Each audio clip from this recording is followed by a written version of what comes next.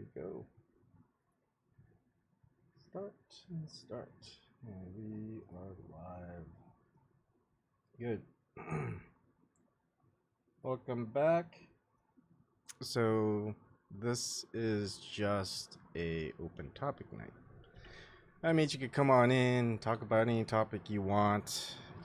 If you missed the previous one where I just showed some many planes going by overhead on my town 2 days ago. I just want to know why. What's with those planes? Like, sorry, I just do this so it focuses on me. So people don't know, you can come on in, talk about anything you want.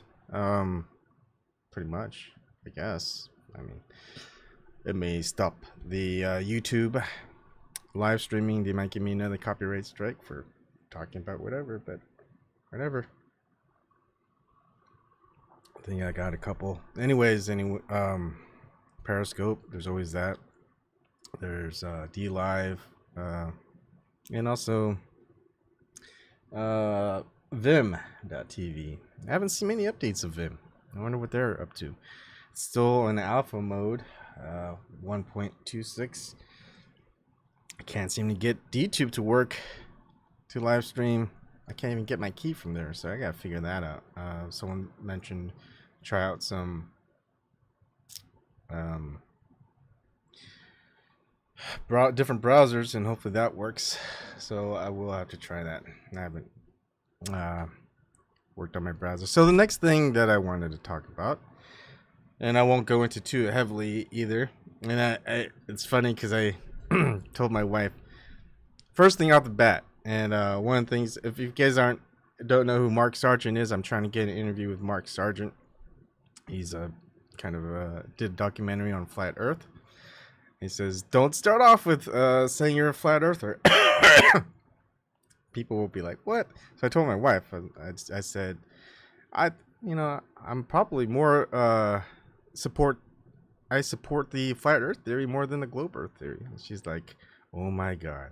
She thinks I'm crazy. And then I followed up with some logic, and she's like, when you say it that way, it doesn't seem that bad.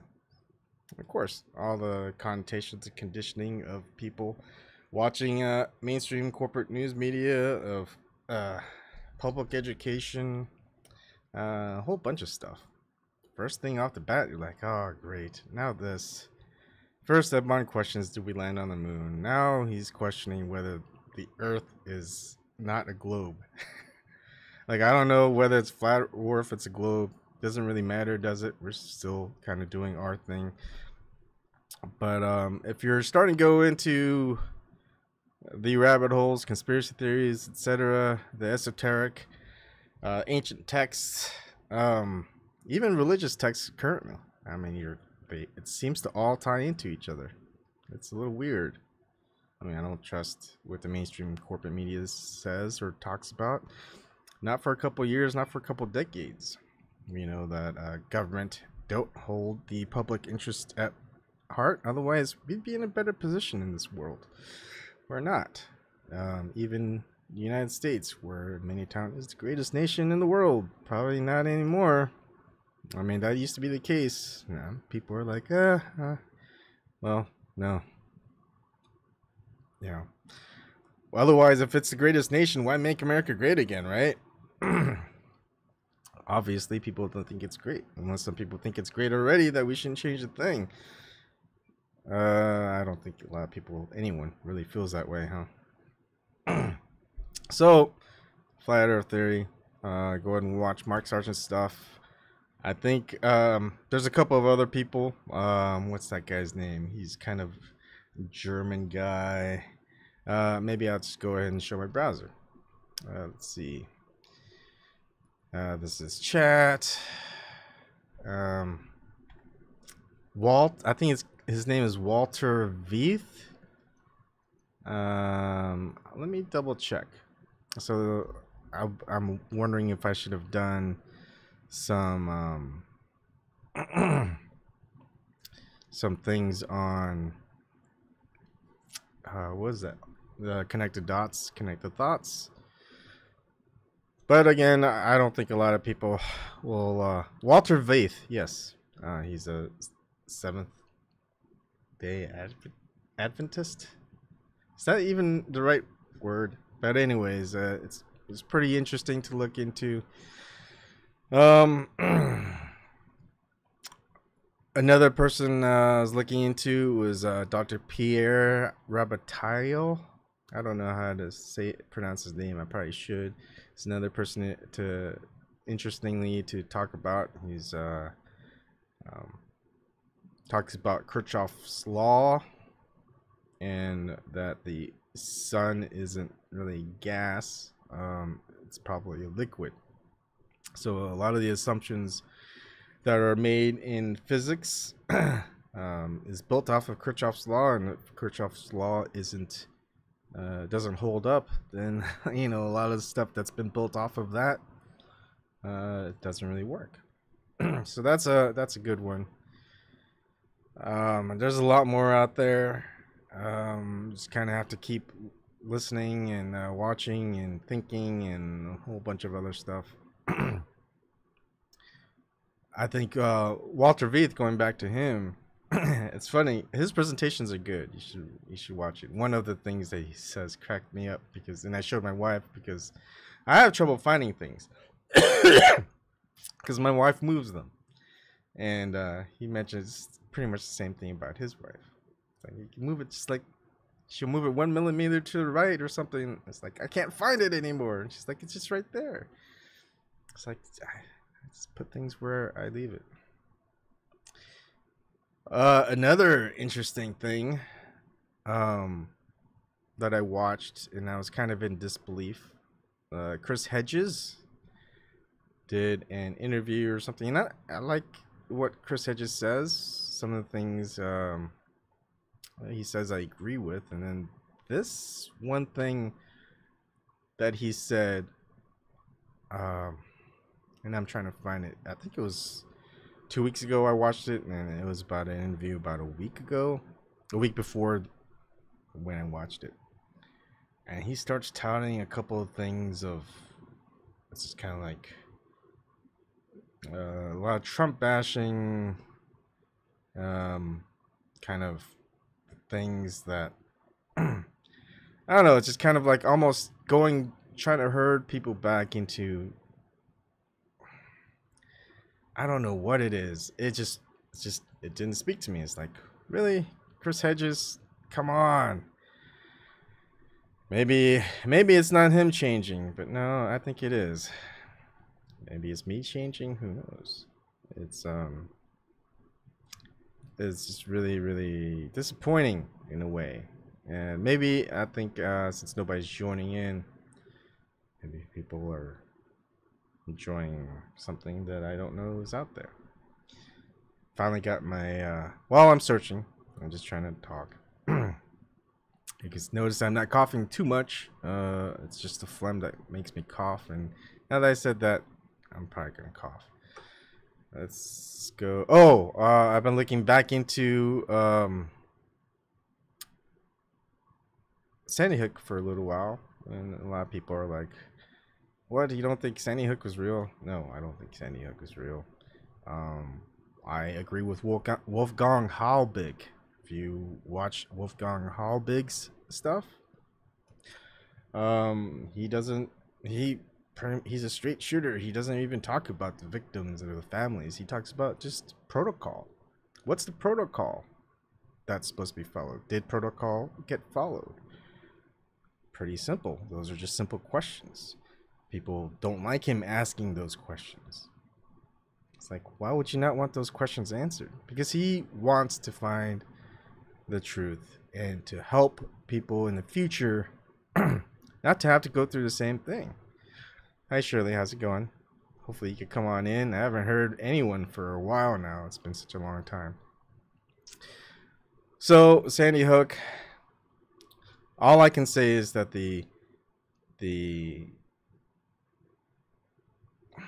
official story of how it went down, yeah, it has way too many holes in it. It just doesn't fit in. And I told my wife, my profession of where I made hundreds of thousands of dollars, has been about finding bugs in software. There's no different. It's just quality assurance. We're paid to find issues, right? That's what they pay us, and to help get those issues fixed. Well, it's weird because there's scientific dogma. I never thought it would happen, but it's happening. There's a lot of scientific beliefs. And the entire premise of science is not to believe. It's to make sure that belief doesn't occur. It's about making sure that you rigorously test and you rigorously question what's found. Repeat those tests until there's enough. And if you still think that something doesn't hold up and you can't find anything wrong with it, well, that thing still holds, but it doesn't hold up all the time. As time passes, as technology progresses, as people get smarter, I guess, people think differently, and then they realize, they run a test and they go, hey, this thing doesn't hold up anymore. It's like people are like going, are you serious? What are you smoking? Crack? It's like, look, here's my tests. Here's the same tests that was ran before. Or you look at this Kirchhoff's law, it's like, and Planck's theory, and it's like, Planck didn't even run an experiment. He just kind of went off of Kirchhoff's law, saying, supposing Kirchhoff's law is correct. Hey, well, he's Max Planck. We're gonna listen to him. Don't just listen to scientists who don't have any experiments to back up their results. And so a lot of people are kind of silenced. I've been watching Arthur R. Thompson. I don't know exactly what I was where that fits in, but I'm gonna have to find out. A lot of this is just kind of regurgitating kind of what I went over, and I really need to do a lot better job of writing these things down. The thing is, now that I have my server up, I just need to get that stupid activation thing going. There's problems with that. Once that's done, I'm gonna put some websites up, and I'm gonna put up a lot of the stuff there. And I think I'm going to, I don't know.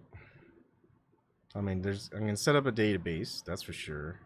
But I also want people to be able to download a lot of the material and in a non-database format where they don't need to set up a database. They just have the HTML files that have all the data.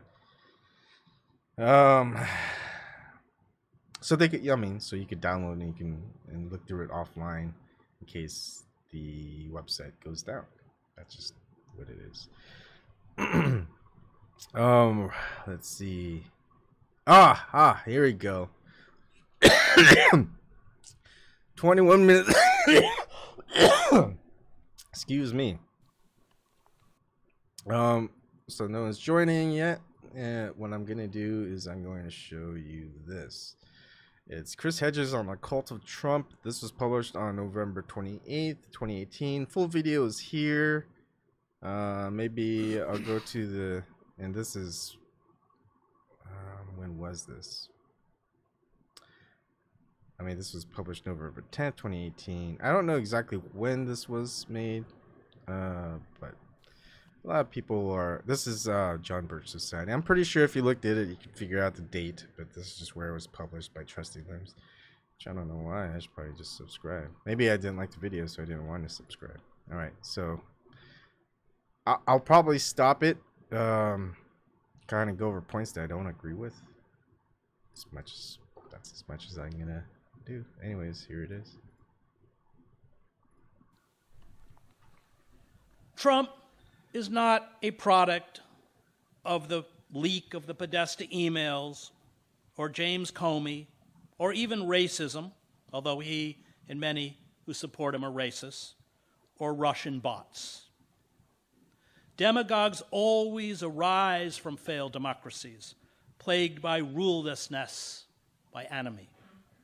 They tell an enraged population what it wants to hear, and crudely, to the delight of the betrayed, ridicule the elites who sold them out. removing Trump from office without confronting the enemy that defines the lives of tens of millions of Americans would do nothing to restore democracy. In fact, it would probably consolidate the power of a Christianized fascism, rapidly filling Trump's ideological void. Vice President Mike Pence, because he is a creature of the Christian right, would most likely, as Noam Chomsky has pointed out, be worse than Trump if he gained the presidency.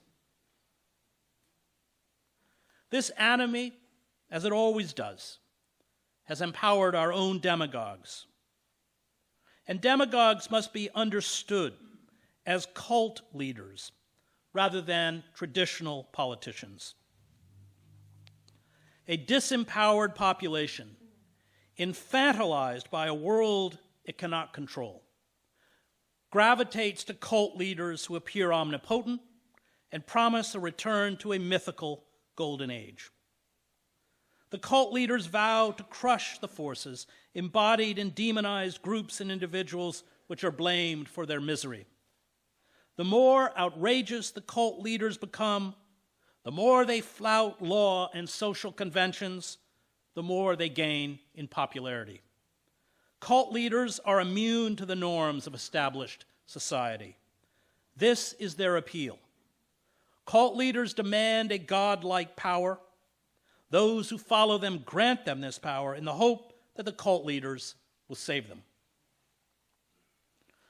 Trump has transformed the decayed carcass of the Republican Party into a cult. And all cults are personality cults. They are extensions of the cult leader. The cult reflects the leader's prejudices, worldview, personal style, and idiosyncrasies. Trump did not create the yearning for a cult leader. Huge segments of the population, betrayed by the established elites, were conditioned for a cult leader. They were desperately looking for someone to rescue them and solve their problems. They found their cult leader in the New York real estate developer and reality television show star. And only when we recognize Trump as a cult leader, and many of those who support him as cult followers, will we understand where we are headed and how we must resist. It was 40 years ago this month that a messianic preacher named Jim Jones convinced or forced more than 900 of his followers, including roughly 280 children, to die by ingesting a cyanide-laced drink. Look, most of what he's saying, I can agree with. Now he's kind of attributing Donald Trump to a cult leader like Jim Jones. Yeah, I don't agree with. Yeah, I don't like Trump. I think he's much like Obama and Clinton and Bush and all them. Just a different tact is what he has. Anyways, let's just keep listening. Trump's refusal to acknowledge and address the impending crisis of ecocide and the massive mismanagement of the economy by the kleptocrats, his bellicosity, his threats against Iran and China, the withdrawal from nuclear arms treaties, along with his demonization of all who oppose him, ensure our cultural and, if left unchecked, physical extinction. Cult leaders are driven. Now, a lot of that can be attributed to any of the presidents we've had over the last couple of decades. Anybody. It's why, I mean, the finger pointing to Trump, and he doesn't even mention Israel. Anyways, let's keep going. At their core by the death instinct, the instinct to annihilate and destroy rather than nurture and create. Trump shares many of the characteristics of Jones as well as other cult leaders, such as the founders of the Heaven's Gate cult, the Reverend Sun Young Moon, who led the Unification Church, and David Koresh, who led the Branch Davidian cult in Waco, Texas. There's the worst cult leaders, especially those who are presidents. Yet he attributes Trump to those cult leaders. Anyways, you see where I'm getting with this. Anyways, I disagreement with this. I don't disagree with what Chris Hedges has to say many times. This, I don't know what he's reading off of. He doesn't. I mean, he's smart enough where he doesn't need to read off of some pre-made script. The script that he's reading, though, I wonder if he was told to read it. Anyways, don't you like those symbolism right there? Cult leaders are narcissists. They demand obsequious fawning and total obedience. They prize loyalty above competence. They wield absolute control. They do not tolerate criticism. They are deeply insecure, a trait they attempt to cover up with bombastic grandiosity. They are amoral and emotionally and physically abusive. They see those around them as objects to be manipulated for their own empowerment, enjoyment, and often sadistic entertainment. All those outside the cult are branded as forces of evil, prompting an epic battle whose natural expression is violence. A cult is a mirror of what is inside the cult leader, Margaret Singer wrote in Cults in Our Midst. He has no restraints on him. He can make his fantasies and desires come alive in the world he creates around him. He can lead people to do his bidding. He can make the surrounding world his world. What most cult leaders achieve is akin to the fantasies of a child at play, creating a world with toys and utensils. In that play world, the child feels omnipotent and creates a realm of his for a few minutes or a few hours. He moves the toy dolls about. They do his bidding. They speak his words back to him. He punishes them any way he wants. He is all-powerful and makes his fantasy come alive.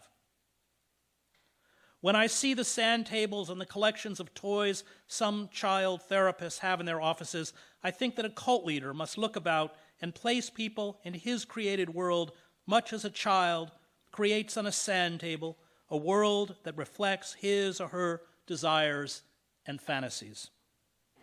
The difference is that the cult leader has actual humans doing his bidding as he makes a world around him that springs from inside his own head.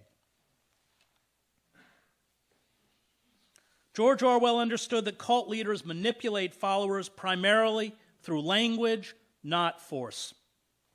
This linguistic manipulation is a gradual process.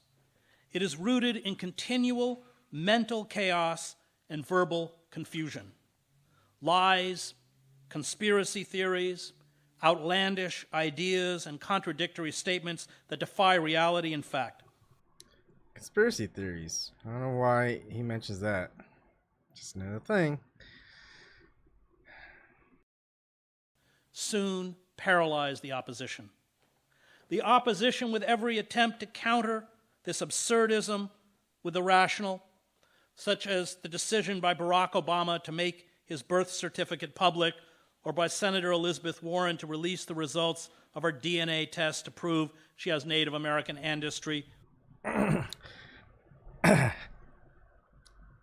So it's kind of in the vein of making it seem like Elizabeth Warren and Obama were pretty legit. I don't see how one was a 1/32 of ancestry is toting that she's Native American. At any rate, another disagreement with Chris Hedges here. Plays to the cult leader. The cult leader does not take his or her statements seriously and often denies ever making them, even when they are documented. Lies and truth do not matter.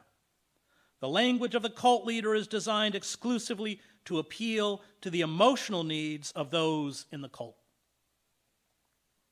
Hitler kept his enemies in a state of constant confusion and diplomatic upheaval.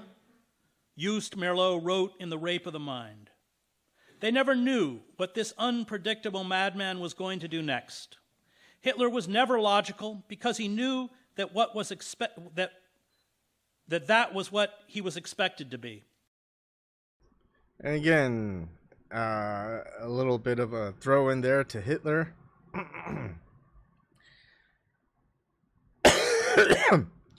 I don't know. I mean, it's just the mainstream narrative. We're nowhere near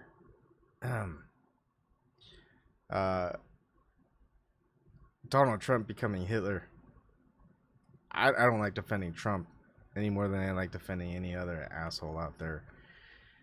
But Hitler, look, every president, the other side, and this is just another sideism.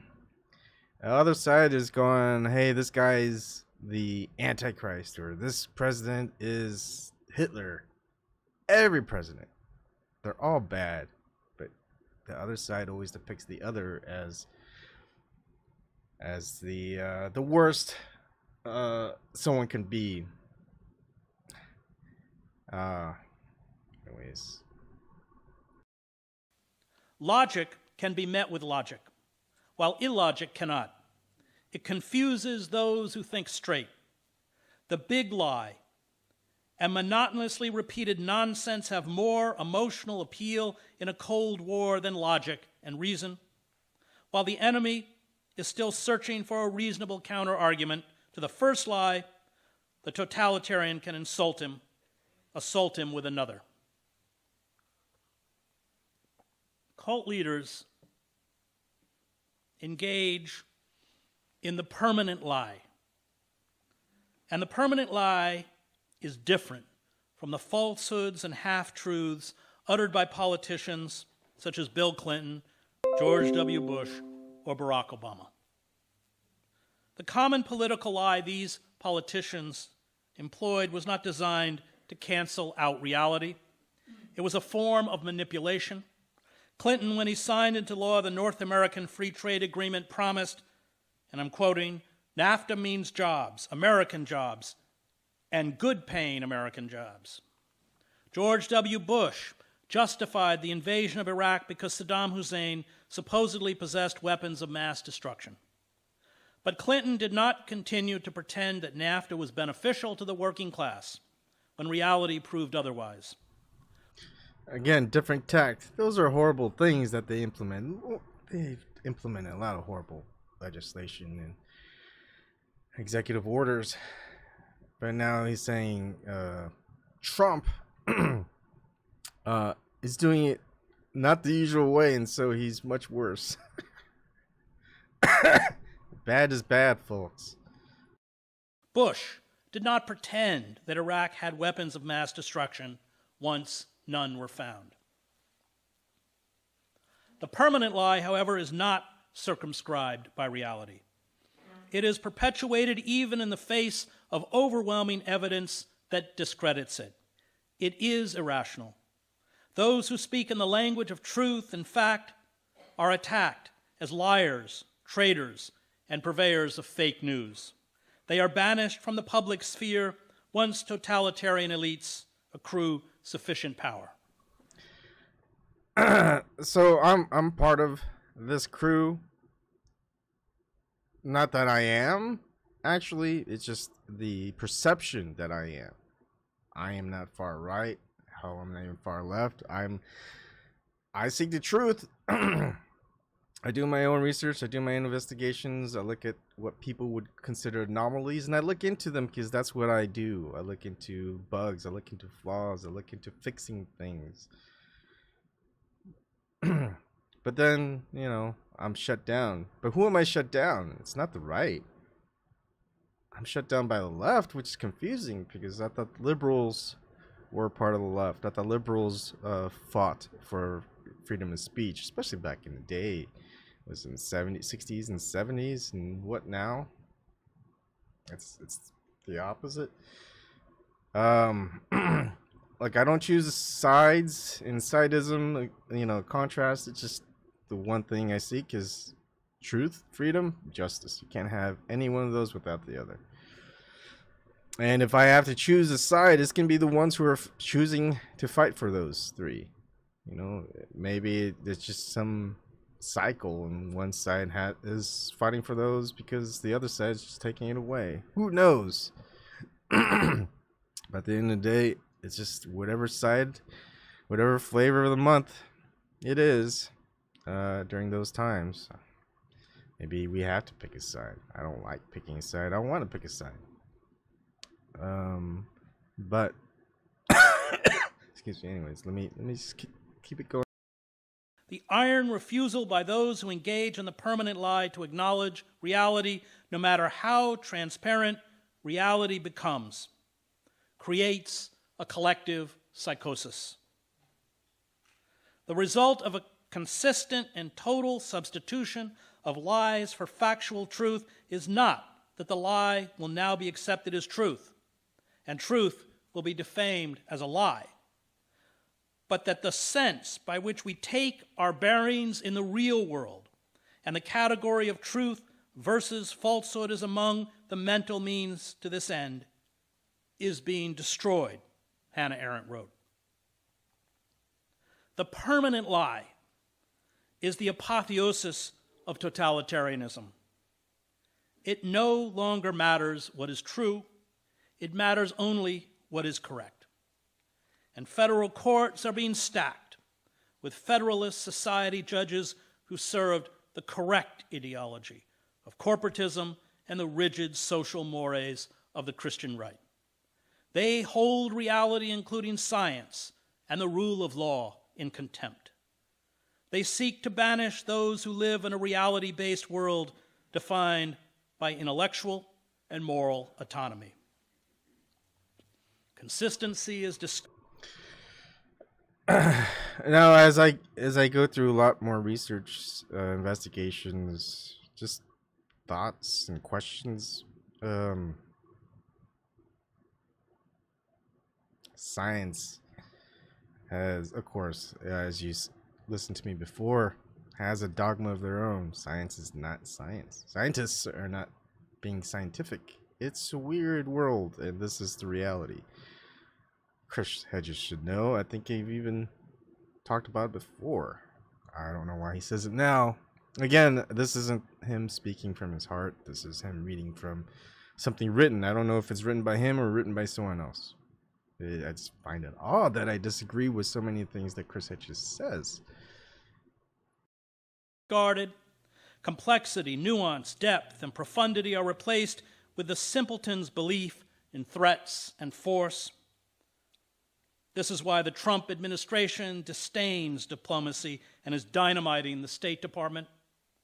Totalitarianism, wrote the novelist and social critic Thomas Mann, is at its core the desire for a simple folktale. Once this folktale replaces reality, morality and ethics are abolished. And as Voltaire reminded us, those who can make you believe absurdities can make you commit atrocities. The cult leader grooms followers to speak in the language of hate and violence. The cult leader constantly paints a picture of an existential threat, often invented, that puts the cult followers in danger. Trump is doing this by demonizing the caravan of some 4,000 immigrants, most from Honduras, moving through southern Mexico. Caravans of immigrants are, in fact, nothing new. The beleaguered and impoverished asylum seekers, including many families with children, are 1,000 miles from the Texas border. But Trump, aided by nonstop coverage by Fox News and Christian broadcasting, is Trump, he also neglects that he's constantly in the news, not just by Fox News, but all the other corporate mainstream media. He fails to mention that. I mean, Fox News is part of that same system. It's just different sides, different take. Sometimes it's the same take, especially when there's a narrative being pushed. Fox will take the same narrative as CNN, MSNBC, ABC, whatever.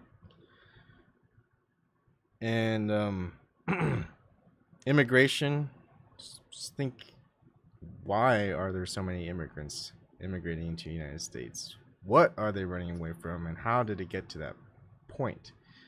It's a lot of meddling by the United States itself. CIA, just the military. It's just, it's caused by us. It's odd that they seek asylum in the U.S., but I guess it's something that no one really thinks about, and I'm pretty sure Chris Hedges is a thinker. He knows. It's just a little weird.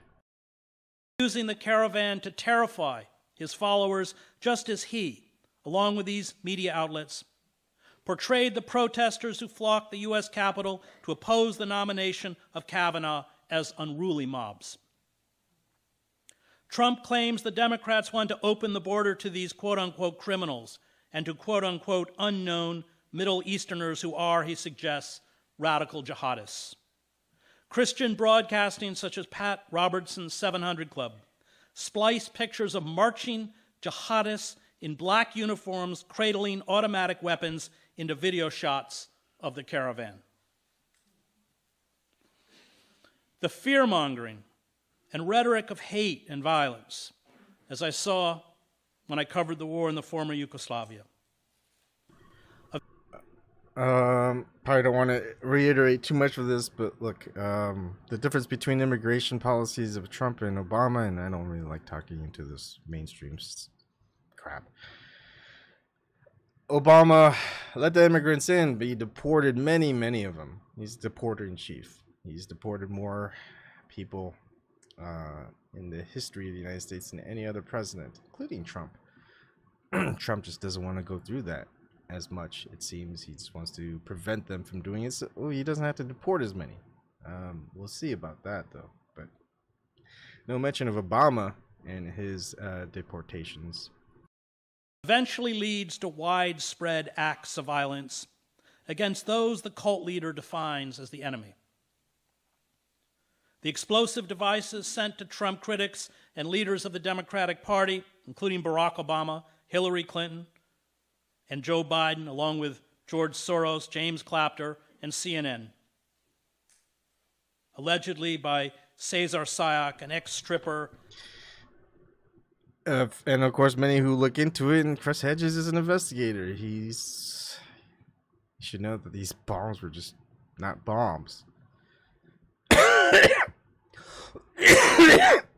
And really, our security is that bad that people are just gonna like accept it. No one got killed because those bombs were real. And if someone really wanted it, no one mailed through them, and unless the postal service is just horrible at their job. Security is horrible at their job. I'll talk about whoever I want, Shirley. He ain't no messiah. And fanatic Trump supporter was living out of his van. Herald more violence. Trump, tossing gasoline on the flames, used this assault against much of the leadership of the Democratic Party to again attack the press, or as he calls it, the enemy of the people. It should come as no surprise that last Saturday, another enraged American white male, his fury and despair seemingly stoked by the diatribes and conspiracy theories of the far right, entered a pit.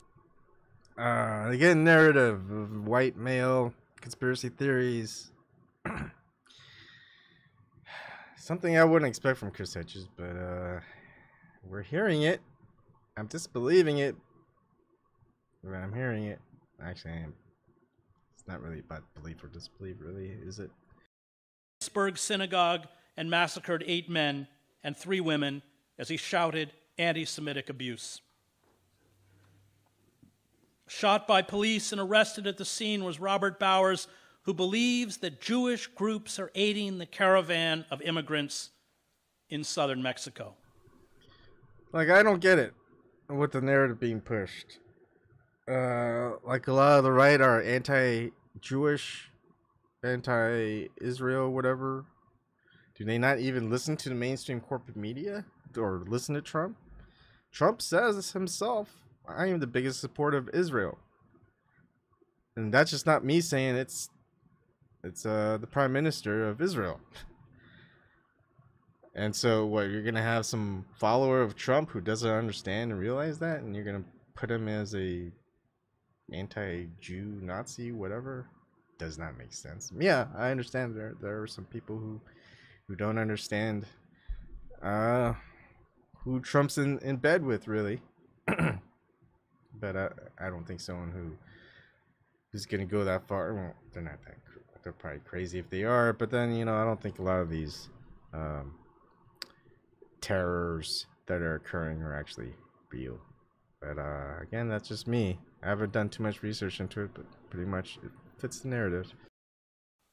He was armed with a military-style AR-15 assault rifle. Oh my goodness! See, here we go where I just military-style AR-15 assault rifle. Where do we hear that a lot? Look, I don't understand why he's pushing the narrative of the mainstream corporate, mainstream government, whatever narrative. He's pushing it. I mean, I don't know how many. I don't like stopping in all these things in videos. You don't see me doing it that much, but I mean, come on. I want to know who wrote this and why he's saying it. Plus 3 handguns. The proliferation of easily accessible, high-caliber weapons, coupled with the division of the country into the blessed and the damned by Trump and his fellow cultists, threatens to turn the landscape of the United States into one that resembles Mexico, where at least 145 people in politics, including 48 candidates and pre-candidates, along with party leaders and campaign workers, have been assassinated over the last 12 months. Look south if you want a vision of... I don't think that's Trump assassinating anybody. I don't know why that's mentioned, but the future. The cult leader, unlike a traditional politician, makes no effort to reach out to his opponents. The cult leader seeks to widen the divisions. The cult leader brands those outside the cult as irredeemable. The cult leader seeks the omnipotence to crush those who do not kneel in adoration. The cult... I mean, he could easily be saying this about, say, the Democrats or leftists or whatever. You even think it's slightly different than them? You're going to be shut down. They're going to be like, shut up.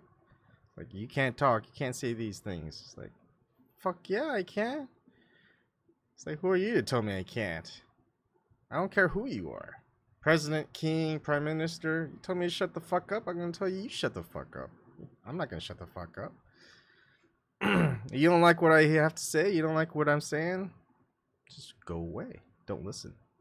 You want to try to shut me up? It's like, do it. Try to shut me up. You're not going to be allowed to. I'm not going to allow it. You're going to have to kill me. That's as far as you're going to have to go. And, you know, if that's the way it goes, well, good luck. Followers yearning to be protected and empowered seek to give the cult leader unlimited power. Democratic norms and impediment to the leader's omnipotence are ridiculed, attacked, and ultimately abolished. Those in the cult seek to be surrounded by the cult leader's magical aura. Reality is sacrificed for fantasy, and those who challenge the fantasy are not considered human. They are satanic. Behavior... Talk about satanic. He knows who the Satanists are. ...that ensures the destruction of a public figure's career does not affect a cult leader. It does not matter how many lies uttered by Trump are meticulously documented by the New York Times or the Washington Post. New York Times and Washington Post.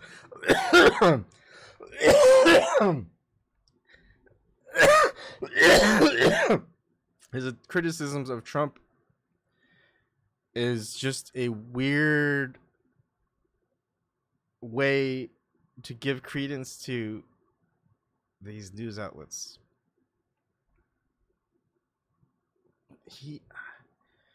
I mean, I've heard him saying these credibility issues about mainstream corporate media, and it's just weird that he's just saying this stuff. I mean, maybe this is a fake video. Maybe this isn't really Chris Hedges. It's some look-alike and sound-alike, and I don't know. It's just weird. It does not matter that Trump's personal financial interests, as we see in his relationship with the Saudis, take precedence over the rule of law. Saudis. Guess who was in bed with the Saudis? The Bushes. Big in bed with the Saudis. No mention of that. Why? I can't even speak. I haven't spoken like this in a while. Diplomatic protocols and national security. It does not matter that he is credibly charged by numerous women with being a sexual predator, a common characteristic of cult leaders. It does not matter that he paid little or no income taxes and routinely committed financial fraud. It does not matter that he is inept, lazy, and ignorant. The establishment whose credibility has been destroyed because of its complicity in empowering the ruling oligarchy and the corporate state might as well be blowing soap bubbles at Trump. Their vitriol to his followers only justifies the hatred radiating from the cult. The removal of Trump from power would not remove the yearning of tens of millions of people, many conditioned by the Christian right, for a cult leader. Most of the leaders of the Christian right have built cult followings of their own. These Christian fascists embraced magical thinking, attacked their enemies as agents of Satan, and denounced reality-based science and journalism long before Trump. Cults are a product of social decay, of anomie, and our decay and despair are expanding, soon to explode in another financial crisis. The efforts by the Democratic Party and much of the press, including CNN and the New York Times, to discredit Trump as if our problems are embodied in him alone are futile. The smug self-righteousness of this crusade against Trump only contributes to the national reality television show that has replaced journalism and politics. This crusade attempts to reduce a social, economic, and political crisis to the person of Trump. It is accompanied by a refusal to confront and name the corporate forces responsible for our failed democracy and growing social inequality. This collusion with the forces of corporate oppression neuters the press and Trump's mainstream and democratic critics. Our only hope is to organize for the overthrow of the corporate state that vomited up Trump. Our democratic institutions, including the legislative bodies, the courts, and the media, are hostage to corporate power. They are no longer democratic. We must, like liberation movements of the past, engage in acts of sustained mass civil disobedience and non-cooperation. By turning our ire on the corporate state, we expose and name the true sources of power and abuse. We expose the absurdity of blaming our demise on demonized groups such as undocumented workers, Muslims, African Americans, Latinos, feminists, gays, and others. We give people an alternative to a Democratic Party that refuses to confront the corporate forces of oppression, a party which cannot be rehabilitated. We make possible the restoration of an open society. If we fail to embrace this militancy, which alone has the ability to destroy cult leaders, we will continue the march toward tyranny. Thank you.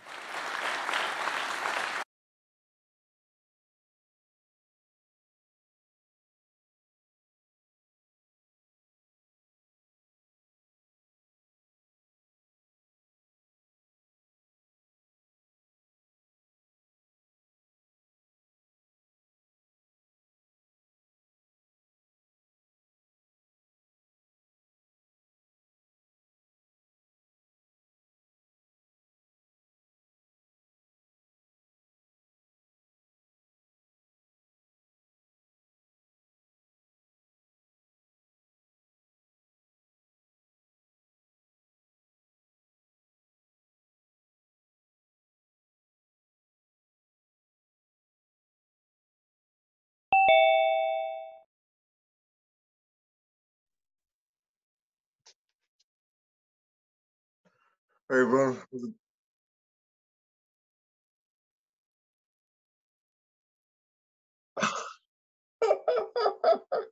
It's very hot in here, man. I gotta open up a window.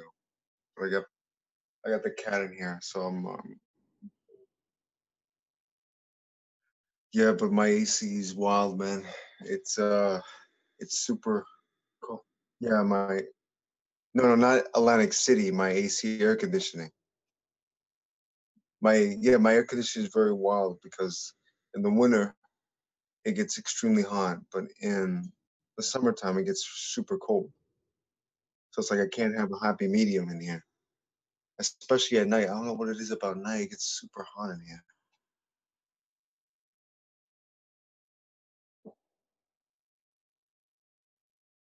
Yeah. Sorry. I forgot to unmute myself so people don't know what I was saying. All right. But they could hear you, so that's fine. Okay, yeah. How have things been going? Things have been busy for you lately, huh? Yeah, man, with work. Yeah. Haven't been able to do much of activism, man, as I would like to. Still part of Unity for J, even though I haven't been doing much recently. I did do that protest or action, whatever you want to call it, a couple Sundays ago. Yeah. But I think and I I helped noticed that. tweet out the last event, not this one, but the last. I was busy again today with work. Yeah, man, trying to make that pasta, trying to make that those greens to help, so I could help myself, help you guys, help myself, help others. Yeah. You know what I mean? Charity starts at home, right? Yeah. So that's at least what a wise man once told me. It's have you noticed any change in people throughout the protests that you've been to over a couple of months? Or has it pretty much been the same? I mean, I've noticed more Americans have positive reactions when I'm out there. Um, I think this last one was partially because, not to sound ageist or anything, but I'm a young guy. Um, not to gloat, but I am good looking. No, Yeah, I'm not I'm gloating. pretty sure the ladies do not disagree. Um, and the fact that I was out there in not so desirable weather. I was out there. It was like 38, raining, windy. But I wanted to be out there because of that, because I think that it heightens the importance. If somebody's out there in bad weather, they're still out there for hours and hours and hours holding the sign. It makes you kind of wonder, like, hey, wow, this guy must be really important to this guy. What's going on here? Or they might think that you're just crazy and that Well, anyone who's out there in the crazy weather, you know, or it's maybe both. Maybe both. yeah, you might get two different sides of it. Yeah. Yeah, but anyways, the main goal, really, when it goes down to it, is attention. You want people to at least see the sign, Yeah. right? I just wanted people to at least see me. That's why I was there in Grand Central. Um, but yeah, but you still see the same pattern, though. It's the same, not the pattern, but the same truth in that foreigners are much more positively responsive to this than Americans are, unfortunately. A lot of people, South America, Europe, especially Europe, Europeans are like on this thing. They know what's up, know what's really up. Yeah. And for some fucking reason, African Americans, black people, are like the people that want to get in your face and yell at you, echo you. There was like this one lady before, when I was first doing it. She kept coming back and saying how bad Assange is. It's like, oh my god, lady, okay, we get it. You don't like him, okay. So you feel that way. It just kept coming back and back, but we were eventually able to turn her through our persistence on being in the same spot. This was outside the British consulate down by I think Second Avenue. Yeah, Second Avenue and like 40 something, no, 50 something. So I forget, but around there, around Midtown.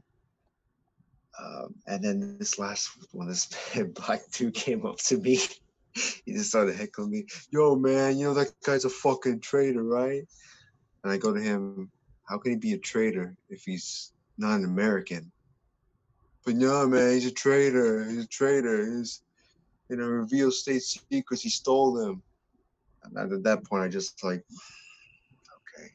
I just felt like that guy was probably not, there's not a high likelihood of me turning him. You know what I mean? Mm-hmm. So I just let him talk, and I just pay attention to, you know, people passing by. Sometimes silence is the best answer, really. Could be. But I mean, having someone like that could be good to have on your side. Who knows?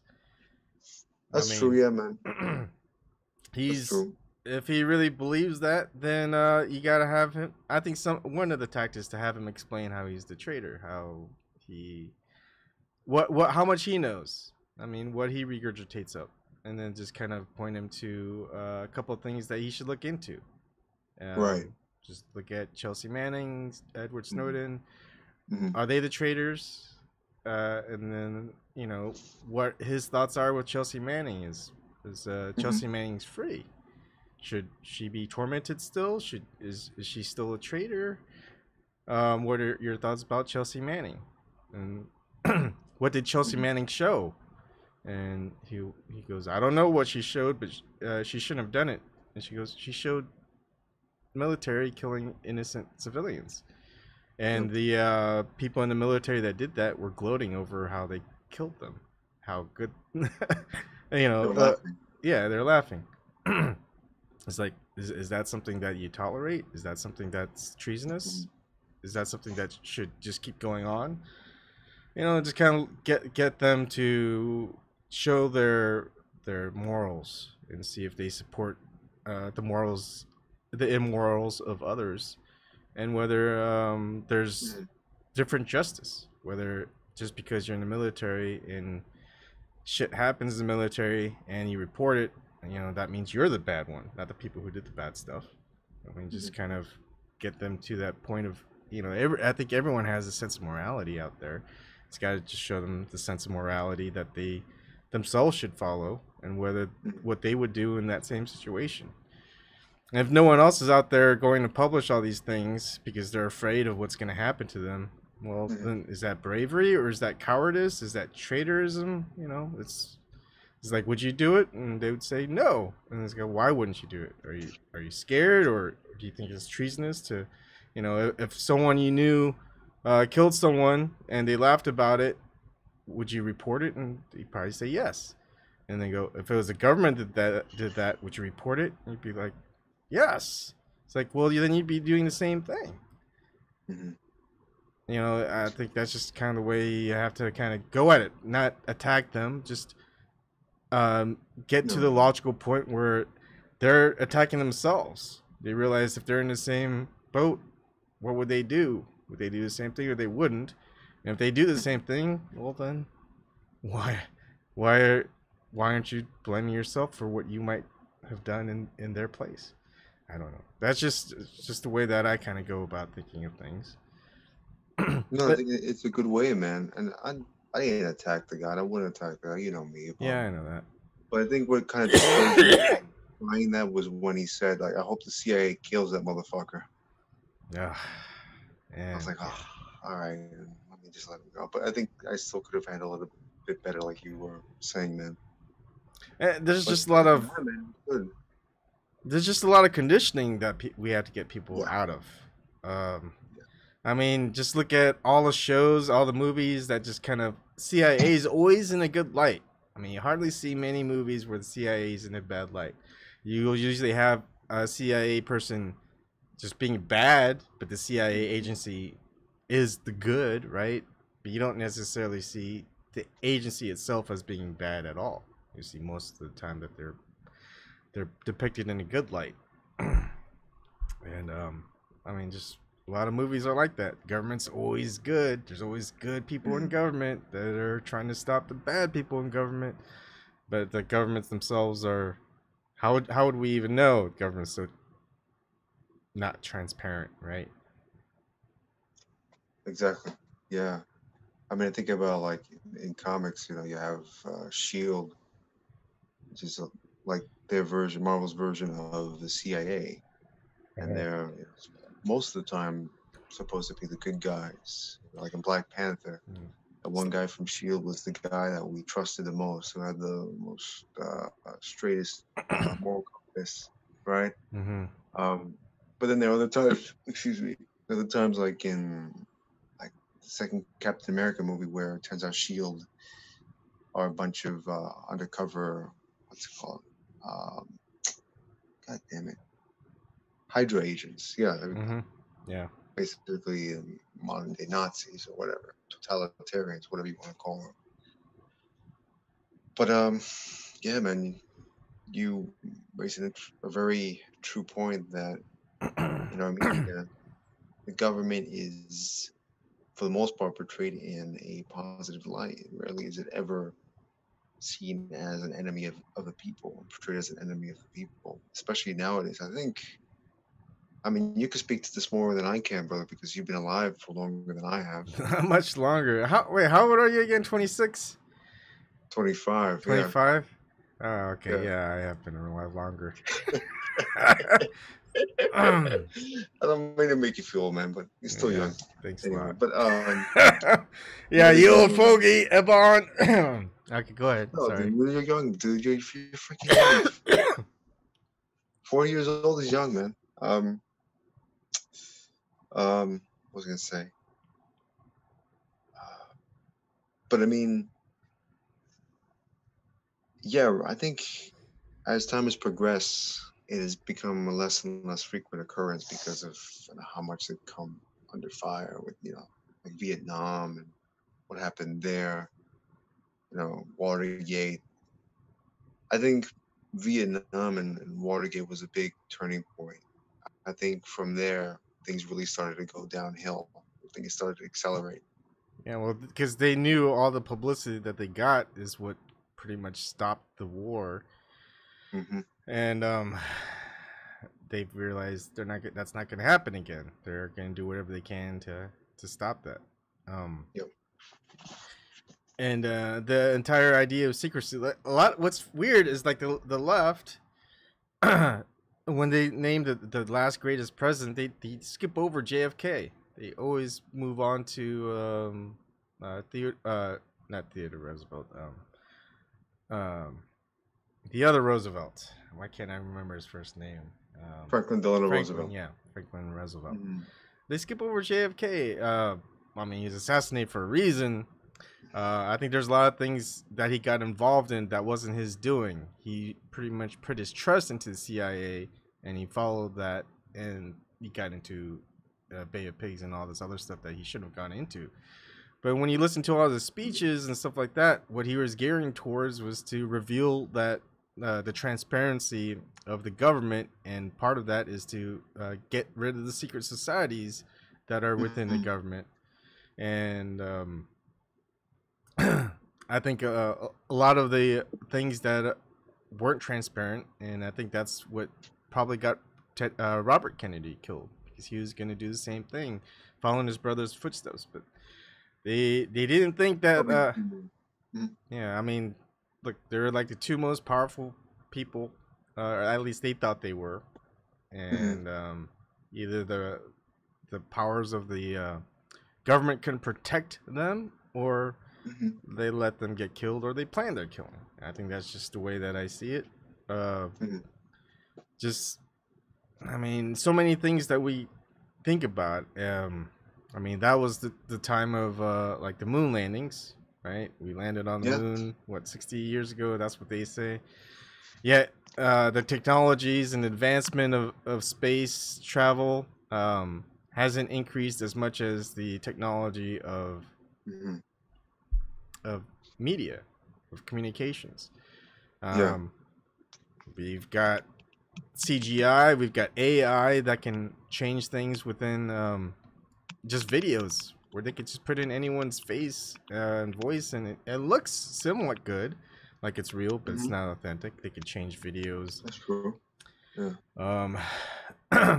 And look, the greatest achievement of mankind as we know it, landing on the moon. NASA just destroyed. They say they destroyed it. It's destroyed. Same thing with the tapes, the original films. Destroyed. That's hundreds of thousands and hundreds of hours of video destroyed. How does that happen? Who lets that happen? I mean, what kind of agency doesn't make backups and sends it across everywhere? The only reason I could think of is they don't want people to find out it's faked. Like, we've got all this technology now, right? Where we can easily find out whether like the originals have been tampered with or not. But I mean, it's the same thing with the telemetry data. That's very important information. Because if it doesn't add up, we find the telemetry data and a couple of people get access to it and they do the calculations, and it's easy to do the calculations now with the computers that we have. And they go, hey, this doesn't add up. How could we land on a moon with this telemetry data? It doesn't make sense. And so of course they're going to destroy it. So that's why there's a lot of weird things, and I don't think we went to the moon. It just makes the most sense if you destroy things to hide the evidence. I mean, if you're gonna hide something, you're gonna destroy it. You're not gonna make copies of it and hide it from the public. You're just gonna destroy it, because otherwise you're gonna eventually get caught, and you're gonna be, the people out there in the real world aren't gonna kill you. It's the people who wanted to kept it hidden and destroyed are saying, hey, why didn't you keep it hidden? That was what you're told to do, and they're the ones who get killed by them. They don't get killed by the people. People are pretty understanding. They go, yeah, we realize you're in dire straits. You're gonna get killed if you don't listen. So yeah. And They don't get killed, Ebon. They just get robbed and just have nothing taken from them. Yeah, they just shoot themselves in the back of the head twice, or Twice. It's like, psh, oh wait, let me do it again. I'll do it again, yeah. What you were saying, man. So I've been going into a little bit more information with like the flat earth theory, and something that I've been thinking about is, all right, so how do we get the measurements of how fast we're going? Okay, now there are different methods that you realize, and a lot of it's just the calculations are based off of parallax. At least that was in the past. So it was based off of a couple of different methods. Parallax was another. Then it became radar. Then it was like laser technology. Just the amount of the speed of photons, I think, falling into the Earth's atmosphere and all this other stuff. And that's how we get the speed of how fast everything's going. But how do we know for exactly sure? I mean, that's just the theory. There's no celestial body outside in space that's non-moving. Everything's moving. That's what they say. So our speed would be relative to what else is out there. So if we're saying the speed of the Earth is, say, 166,000, I don't know, miles per hour, it's like, how do we know it's exactly 166,000 miles per hour? There's no part of space that's non-moving. For example, if we were driving your whole life 60 miles per hour, people will, I mean, there's nothing else out there that wasn't moving. How do you know you're going 60 miles per hour? You just think you're just zero. You're not moving at all. I mean, everything else is moving until you start going 120 miles per hour. Then you're going, oh, it's 60 miles per hour. So a lot of that has to deal with the astronomical unit, the AU. The AU is basically the measurement between the sun and the Earth, and it's just kind of an approximation because we follow an elliptical orbit.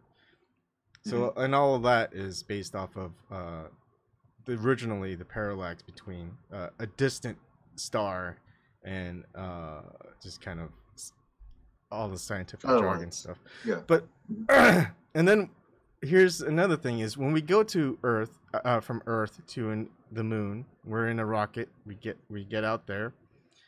If we're going, say, 166,000 miles per hour, whatever speed that the Earth is moving, when we leave, it'll be 166,000 miles per hour plus the speed of the rocket, right? Because if you're in a moving vehicle going 55 miles per hour, if you jump out of that car, you're going 55 miles per hour too. So you're going to get killed because you're going that same speed. The friction is what slows you down once you hit the earth and all this other stuff. So when we leave a moving body, you're going the speed, at least the speed of the same, of the same moving body. And so a lot of that just kind of, I'm wondering, because the rocket is going a certain speed, but they never say it's going faster than the speed of the Earth. And so the telemetry data that they should have had, and if we do the calculations of that, is it different than the speed of the rocket itself and not the speed of the rocket as it leaves the Earth? So did it slow down to make it to the moon in 8 days, or should it have been to the moon within like 1 day, right? Because of the speed of the Earth plus the speed of the rocket as it leaves Earth. So things like that I always question. But the biggest one about the whole space program, especially back in the 50s, is the space suit. if space is a vacuum, is we've got all the, you need air, whether it's oxygen or whatever, within the suit. It needs to have air conditioning or some type of heating system, because it gets really hot in space and it gets really cold in space. So it needs to regulate the temperatures. The battery capabilities, and what I hear from everybody that kind of tries to debunk the conspiracy theory of did we go onto the moon, et cetera, is they go, oh, we gotta say that the military and all this other stuff, they're at least 50 years ahead of the current civilian. I mean, they have no basis for it. They have no real idea. That's just something they throw out there. But we can't just say, yeah, the military has 50 years advanced technology. We have no idea about. Well, then how do you know that their technology is 50 years ahead? So that's just a conspiracy theory. There's no real evidence. But so not only that, so they need to have the batteries. Their computer chip doesn't know how to regulate that, so they'd have to regulate it manually. I mean, it's not like, look at your HVAC system. It's in your house. What year is this? 2018, and it doesn't know how to regulate the temperature of your house correctly in the summer and in the winter. Yet they are able to have it work perfectly within each suit. They don't show any videos of the spacesuits being tested within a vacuum and on Earth. There's plenty of areas that do that. I mean, they test a lot of the things underwater, but a vacuum is space. How would you test your suit? You want to do it in a vacuum. Replicate that environment. Yeah, right? Replicate the environment. So we don't see any of that, any videos of that. So the spacesuit is a big thing for me, and I would think that that there's just a lot of things that would be problematic in what they tell us. So I'm starting to think flat Earth, man. I'll go crazy. I'll go to the crazy. I'll be the crazy guy that talks about it. But yeah, it's just the thing is, if that's the case, the ancients knew a lot more than we thought, because the ancients, before all the religious texts about the firmament and all this and the Earth, they never specify the Earth being a globe. It's always usually been, pretty flattish with a firmament over it. And what else out there? And a lot of the stuff that's in the ancient texts just kind of makes sense. And that a lot of the discoveries out there underwater that can't really easily be destroyed are being discovered. And the artifacts that are out there are always being destroyed. We're always going out there, either the Taliban or some terrorist group is out there destroying all these relics, or we start invading all those areas that have those relics, and all of a sudden, these certain buildings and monuments get destroyed. I just think it's just very conspiratorial, really. I mean, they're destroying a lot of evidence, and look, they're not supposed to. I mean, I would say I mean, look at all the artwork that's out there from. I mean, just say even the early 1900s. Now, I'm not talking about 1700s. I mean, which are hundreds of $1 million. You got stuff that's even in the early 20th century that's hundreds of millions of dollars that are for auction. It's like, that's true. Yeah. People don't realize. Look, how about we not destroy that stuff? We'll get all of it because I'm pretty sure the artwork and all this other stuff, gold statues, whatever, they're probably worth a fortune. We could probably use that, you know. And they go, look, destroy the people. Try not to destroy the place because we're gonna want to go in there and get all the stuff, and we'll make money off of it. Right, to loot. Yeah, to loot. I mean, every soldier out there doesn't get paid a lot, but you're out there on the ground. How are you gonna know? People are gonna want loot. I mean, that's what soldiers usually had. They got paid really well, or they were given land, you know, for their services and whatnot. But at least that's what they say in the history books. I mean, right, in theory, right. Yeah. But I think that, especially if you're higher up, you're right. You're gonna serve 20 years, and you're just gonna get a little bit of a pension for like a third of what you were getting paid, and you know it's not that much of a security. But look, you procure just a piece of artwork or a statue, pretty easy to obtain. You're not gonna want to blow it up. I mean, you can kill people anyways. You know, you don't have to destroy the buildings and whatnot. Right, but I think part of it is it's applying logic to what many times is an illogical crusade of genocide. So I think, yeah, it doesn't make sense logically, but I think to illogical men, it would make sense as a way of like erasing the history of the infidel. You know, it's always been that way throughout history. Like, you know, you see artifacts and great monuments that represent the power of the current or prior establishment being destroyed or stolen, like you say, and then sold and whatnot.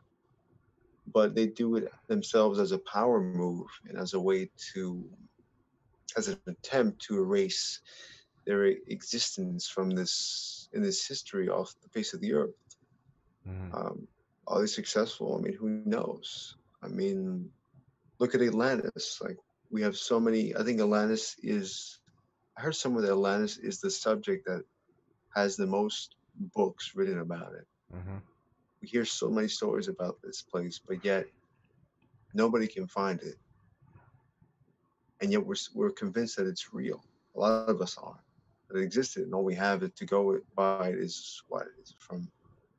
Was it from Plato that's talked about Atlantis? Plato didn't. I don't think he mentioned Atlantis itself as the name, but of a very advanced civilization that went under. An advanced civilization, right? Yeah. And then, but we have, you know, these stories from Greek philosophers that we to go by, and you know all these books and whatnot. You know, we still can't find this place. Maybe we have found it, but it's just been hidden. How would we know if the government found it? That's true. I mean, we can't even go to Antarctica. No one can. You have to get express permission from the government that you're in, and it's gonna be guarded heavily by military forces. And because there's been a treaty. I mean, the longest treaty that's actually held in place is that treaty, the Antarctic Treaty. I mean, no one's broken it. I mean, all the wars that happened, it's like, oh, you want to attack us? Well, we're gonna break that treaty and go to the Antarctic. It's like, nope, doesn't happen. You can invade us, you can bomb us, but you know we're gonna withhold that Antarctic Treaty because you know that's the one treaty we can't break. It just seems a little odd, isn't it? It does. I mean, Antarctica is partitioned by 7 different countries, right? I mean, you have the U.S., you have UK, Australia, New Zealand. I think it's a lot more than that. Let me see if I can bring it up. Let me look it up real quick. Yeah. And I'm going off of my my atlas, but my atlas is 15 years old. I need an update on my atlas. All right, so let's just go here. So I'll show people the Antarctic Treaty. This is from at.aq. I don't know. Google has this as the first one that comes up. Okay. All right, Antarctic Treaty, U.S. Department of State. This is www.state.gov. People can be like, hey, if you want to show something, show it from a legitimate source. Okay, so if you don't think the U.S. Department of State is legitimate, then I'm sorry, I can't help you. So signed at Washington, December 1st, 1959, entered into force June 23rd, 1961. The Antarctic Treaty, the earliest of the post-World War II arms limitation agreements.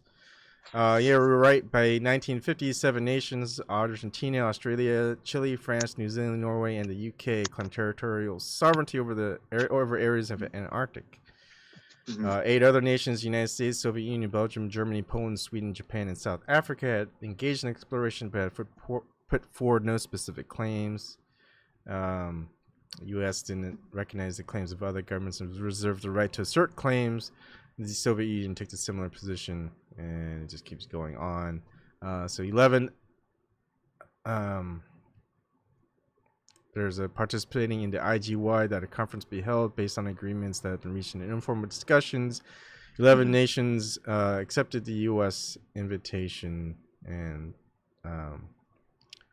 it says currently there are 50 parties to the treaty, of whom 28 are consultative parties that participate in decision making at Antarctic Treaty consultation meetings. They now include 12 contracting parties, as well as Brazil, Bulgaria, China, Ecuador, Finland, Germany, India, Italy, Republic of Korea, Netherlands, Peru, Poland, Spain, Sweden, Ukraine, and Uruguay. Anyways, so people who don't think that that's an oddity that treaties can be held over the Antarctic. Yeah, man, it's very, very suspicious. And I think the U.S. after World War II, we went directly to Antarctica. We went to explore Antarctica, if I remember correctly. Admiral Byrd. So if you read up on him, he says a lot of weird things. Yeah, Hollow Earth. Yeah. I think I was the one to mention him to you. He went and flew over the North and South Pole. Apparently, found holes in there. And he entered into a new Earth. I don't think he flew. He was a like admiral, 2-star admiral, rear admiral in the U.S. Navy. He's got Medal of Honor and all this other stuff. You got videos of him. You could listen to him, what he says about his explorations, and that there's a lot more to explore. Oh, really? Yeah. So. Okay. It's and people just either don't put any effort into what he says. And I think a lot of that has to be because he was a Freemason. He was at least. Yep. We're on break because a lady walked into Christian's room, and this could take a while. I haven't been cutting my hair. It's got all puffy and stuff. I'm trying to cut it out. What was that about Christian's room? I said a lady walked into Christian's room. This could take a while. Oh, no. That's okay. So it just it's weird because I'm in this. I'm trying to present these conspiracy theories that they actually exist, because a lot of the times it's revealed. They tell us, and the ones that are telling us, they're the government or they're some high level institution, and people go, no, it's a conspiracy theory. It's like, well, if it's a conspiracy theory, then why is it on a .gov and why is it on a .edu? Why do they mention it? Are they conspiracy theorists, the government? And they go, no, they have no reason. They never look into it. And I go, do you research or look into it? They go, no. So how do you know? What's your stance on it? If you don't know anything about it, you refuse to research it. All I see whenever I visit or something, you're watching sports, and look, I don't even watch sports.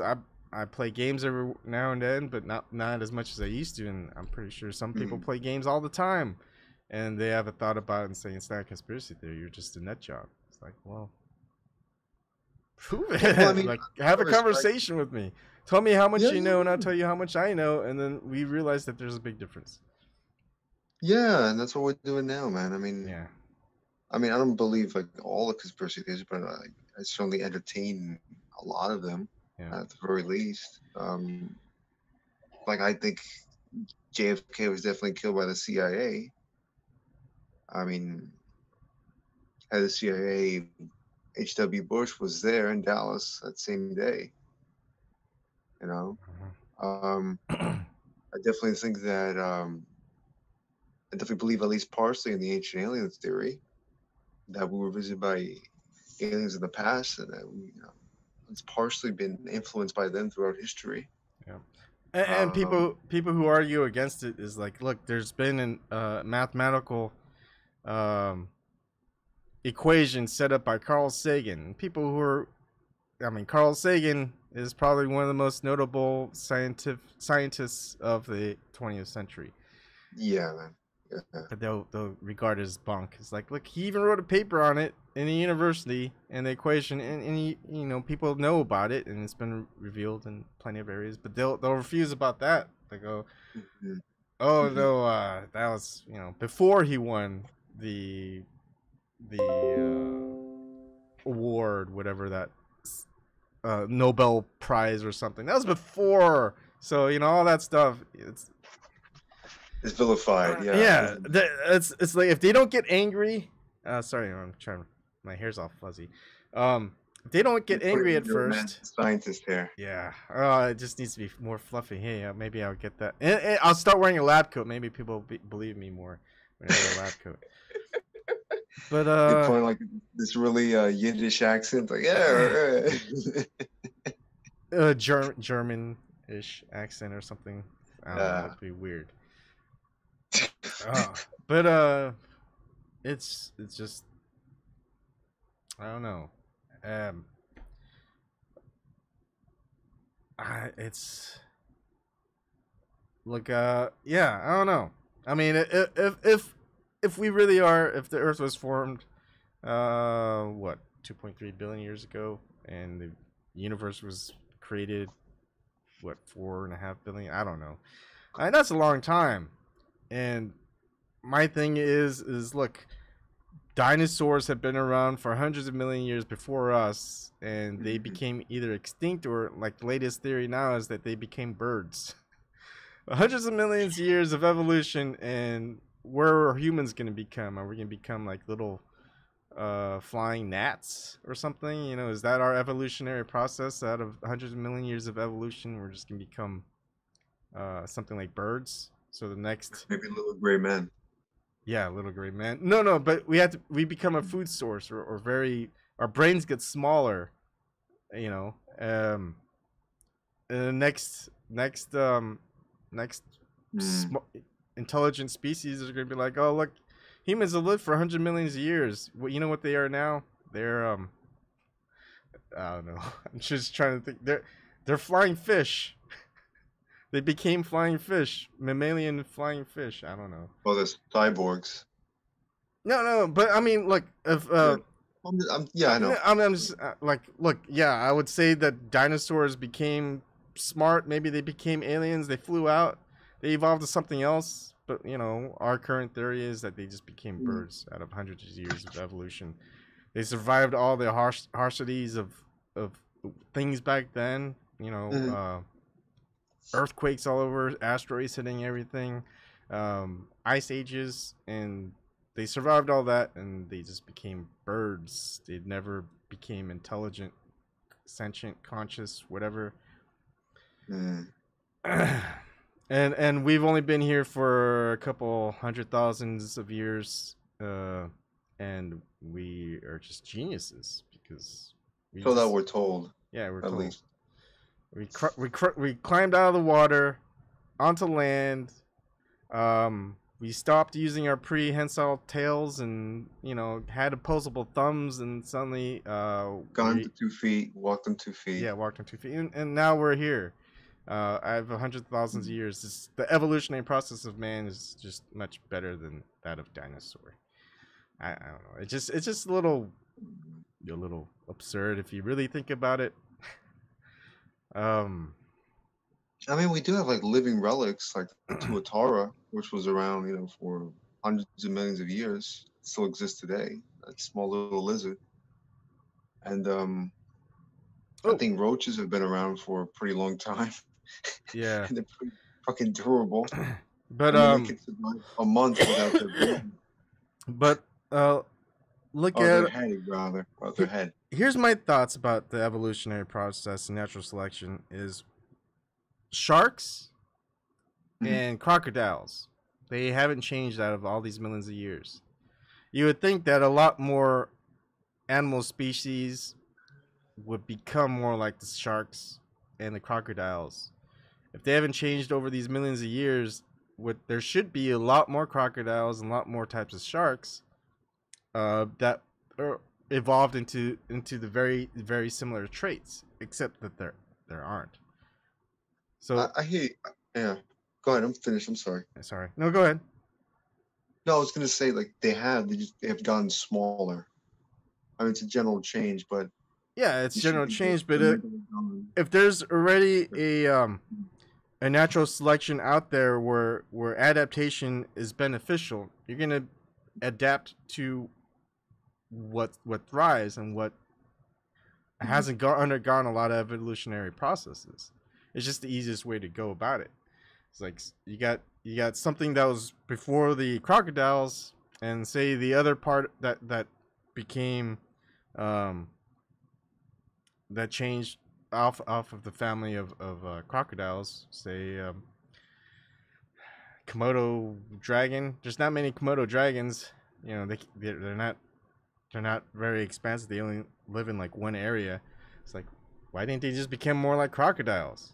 That just seems like and have more similar traits of crocodiles, have the same hunting strategy, or even other animals that aren't reptilian should have similar traits to that of crocodiles and sharks or whatever, because it seems to be a trait that survives hundreds of millions of and catastrophes. Right? All those millions of years of evolution, it's like all those animals that get extinct, it's like, well, they should just become more like crocodiles and sharks. But or have the similar traits. Yeah, or cockroaches. But no, they for some reason, you know, it just keeps changing to a different, having different traits, and those traits end up dying off because those traits just didn't work. I don't think that's, I don't know. It's weird that I'm saying this because I would never thought this a couple years ago, or entertained the thought, right? I think a lot of people who are listening to us now who don't want to even entertain that thought are going, man, these guys are crazy. It's like, how could they even think this idea? But they won't listen to what we have to say. They're just listening to what we're saying. They're already making presumptions and not thinking about what we're actually talking about and what seems to not make so much sense. You know? Did you hear about like Seth Curry?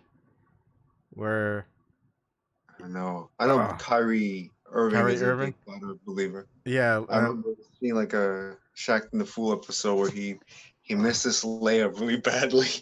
He threw it up right over the freaking backboard, landed like into like the 20th row, and Shaq was like, Kyrie Irving with this layup that lands on the other side of the flat Earth. Yeah, so Seth Curry was in some type of talk show, radio show, and it was just a small, like 5 seconds. It's like, do you believe in that we landed on, or the Earth is flat, or like a globe? You know, no. Other people go no, and they just moved on. And then ESPN some guy on ESPN just made a big deal about it. Big deal out of it. Yeah, really, ESPN of all places is gonna. Oh my god. And so Steph Curry had to make eventually a public statement saying, you know, that I don't really believe that this probably isn't a globe, something like that. I mean, you can watch the videos. I don't want to get another strike or anything like that yet. At least not while we're on air. I mean, yeah. But Well, if there's a lady watching, I don't think we're gonna get a strike, dude. If anything, we're gonna get we're gonna get promoted. Yeah, every 5 minutes, every $100 donation, the Christian's camera will go 10 inches lower. 10 inches. It's progressively lower. What happens when it gets to my feet? Does it keep going lower? Oh, then we get until we reach like a $2,000 donation. Then it keeps going. It goes to the other side of the flat Earth. Just like Kyrie Irving's layup. Oh man. I love watching that. I don't really watch basketball too much, man, but I love watching those bloopers with Shaq. The Shaq bloopers, yeah. They are entertainers. Yeah, he had one where I forgot who the fuck was playing. I think it was Houston versus Seattle, and this it was a black guy and a white guy. I'm sorry, I don't know their name. I'm sorry, guys. Black guy and a white guy, right? The white guy gets the ball, right? Rebound. He's going up for the layup, right? Some team going up for the layup, and the black guy just jumps super, super high. And he jumps so high that he freaking hits him in the face with his groin. And Shaq's like, Kenny, you gotta check this out. This play is nuts. It's a stupid shit like that, man. It's like, and also like the no look pass to no one for no reason. That's a staple. And JaVale McGee. Oh my god. But anyway, going back to what we were saying, that's a weird segue, man. Because from Flat Earth to Shaqtin' the Fool to JFK, it's so weird. I mean, I think it's pretty simple to kind of prove Flat Earth. If it's allowed, I mean, you just have to have flight trajectories, the software, because there's also autopilot, whatever it is, right? But the software will calculate the distance and the flight path. And if you look at the software, just look at the code. Either it's direct path as it is without any algorithm calculations that modify it, or if there are modified algorithms for something that's as direct. Because look, point A within globe to point B, you're going to take the most direct route, and the calculations are going to be pretty simple because you got latitude, longitude, and you're just gonna go point A to point B. You got the distance. But then if you go to point A to point B and it's a flat Earth, and the globe Earth, if the calculations were, if it was globe, you would have the correct distance and the flight trajectory. But if it's a flat Earth, that trajectory, that equation, the algorithm that's going to be there is going to be modified. Yeah. So just have those flight paths, whatever software programs that are out there, make it available to the public to examine. That's easy. You just disproved or proved flat Earth or globe Earth. I mean, because the ones who are in charge of making all of that, they've got to program it in, right? I mean, they're not going to not have a computerized program. Yeah. So. Or I got something better, and it'd be a great business venture for all of you entrepreneurs out there. Sell us a trip around the globe, right? Just like around the world in, 80 days, something like that? Mm-hmm. Take us up, right, in the shuttle. Oh, keep it live? Oh, yeah, you could live stream it. Yeah. No, but like actually take people up, like random citizens. Like, hey, you want to go up around it? Just give us $100 or whatever amount it is, and we'll fly you all the way around the globe from whatever point, from point A all the way back. Boom.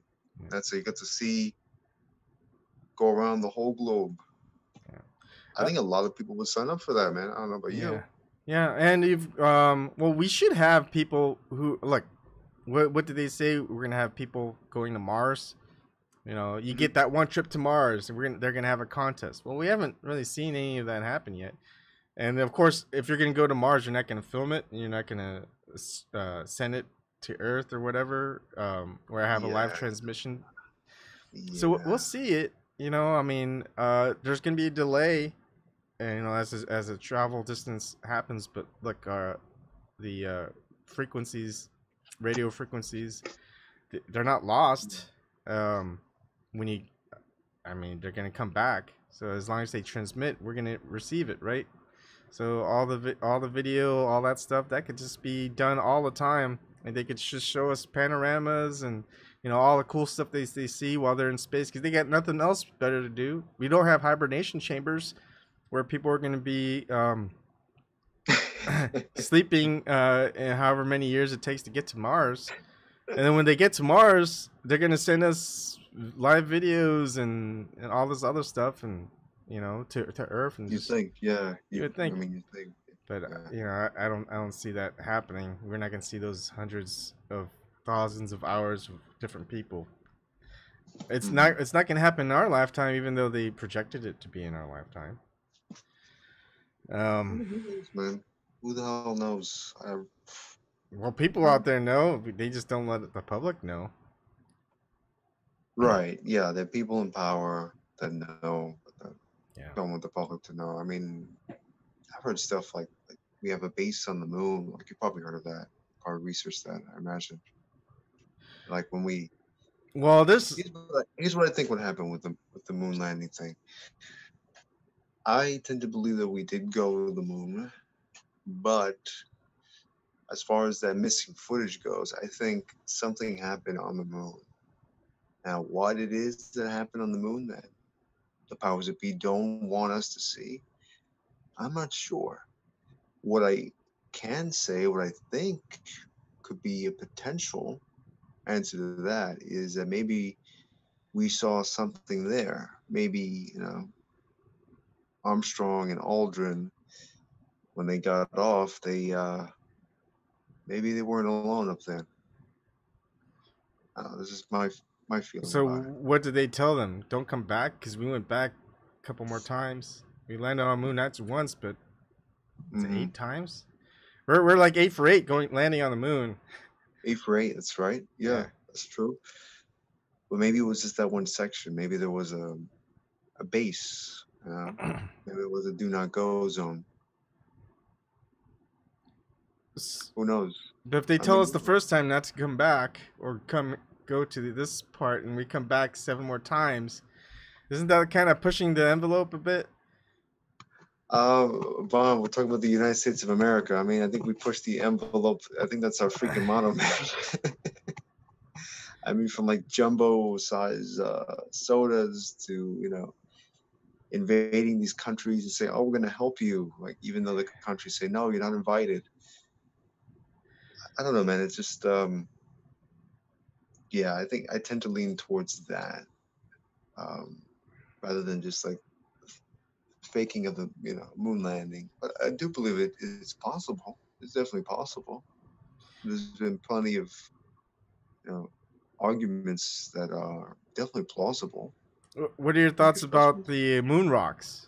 That the moon, like, you'll notice a lot of the moon rocks that are given up by the astronauts and NASA, they turn out to be petrified wood. I haven't researched that. I haven't looked into that, so I don't. Okay. I don't you could easily Google it, and there's news sources. If you want legitimate news sources, I'm sure even New York Times and Washington Post, they even say it. I mean, people disregard that. Ebon, I am the #1 news source in the universe, and not just in this universe, but in DC and Marvel universe as well. When Batman and Spider-Man are in a quandary, they come to me. Yeah. Oh, so what are your thoughts on the? I'm not sure if you saw the video with Chris Hedges. Isn't that weird that Chris Hedges would push a lot of mainstream narratives? I mean, and when you usually give him when you usually hear him speak, he's usually not reading from a paper. He's usually speaking from his own mind, I guess, unless all of that is just teleprompters. But I've even seen, I mean, if you look at Unity for J on his interviews, he speaks from the gut, right? He's not reading off a teleprompter in the interviews. Mm. And I never hear him say stuff similar to what he just said in that press conference, whatever it was that he had, a speech. Mm-hmm. It's just Well, weird. I mean, I've seen a lot of his speeches. When he goes to the colleges and stuff like that to do like a keynote speech or whatever, he does bring with him a lot of times paper. I've even seen him use it as at a bookstore. He bought like his written speech. Mm-hmm. I don't know if it's like every single word is written out or if he has like bullet points, but I've seen him use it, so that's not out of the ordinary. But yeah, I get what you're saying that he's parroting a lot of mainstream talking points. And I think it could be um, a lapse in, I guess, in judgment. Maybe that's not the right term to use, but I think his dislike or even his hatred of Donald Trump is maybe clouding his his selection of an argument or his selection of points to make.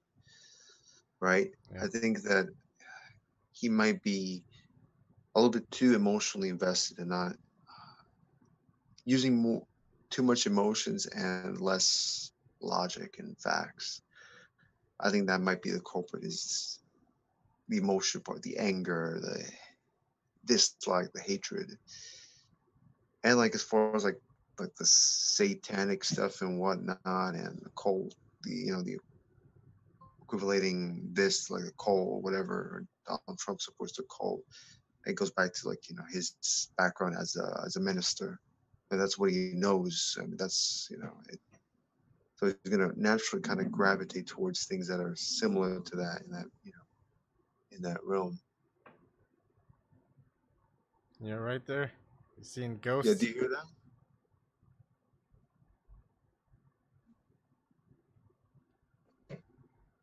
Some my neighbors upstairs. Hold on.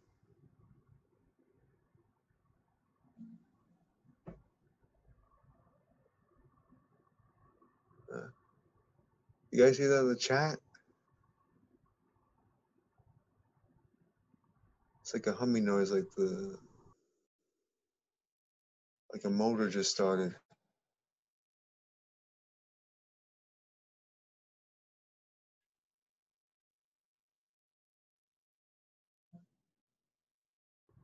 People think I'm the crazy Stop. one. What was that? Nothing.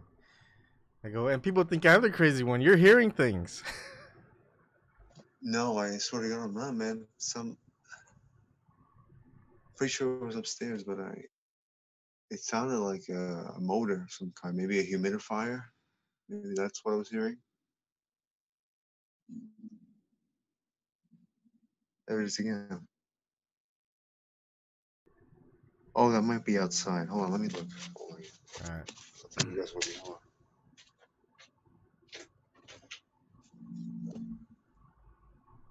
Yeah, it's outside. Probably a motorcycle. I freaking almost 2 in the morning over here. Unbelievable. Let me see. Let me see if I can open this window here.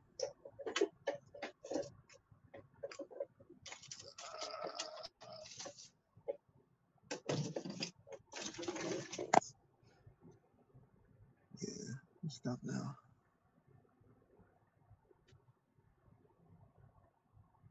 I hear some people outside. Let me see something. Is it unusual for there to be people outside, or? Not at this time. Okay. And it's raining over here.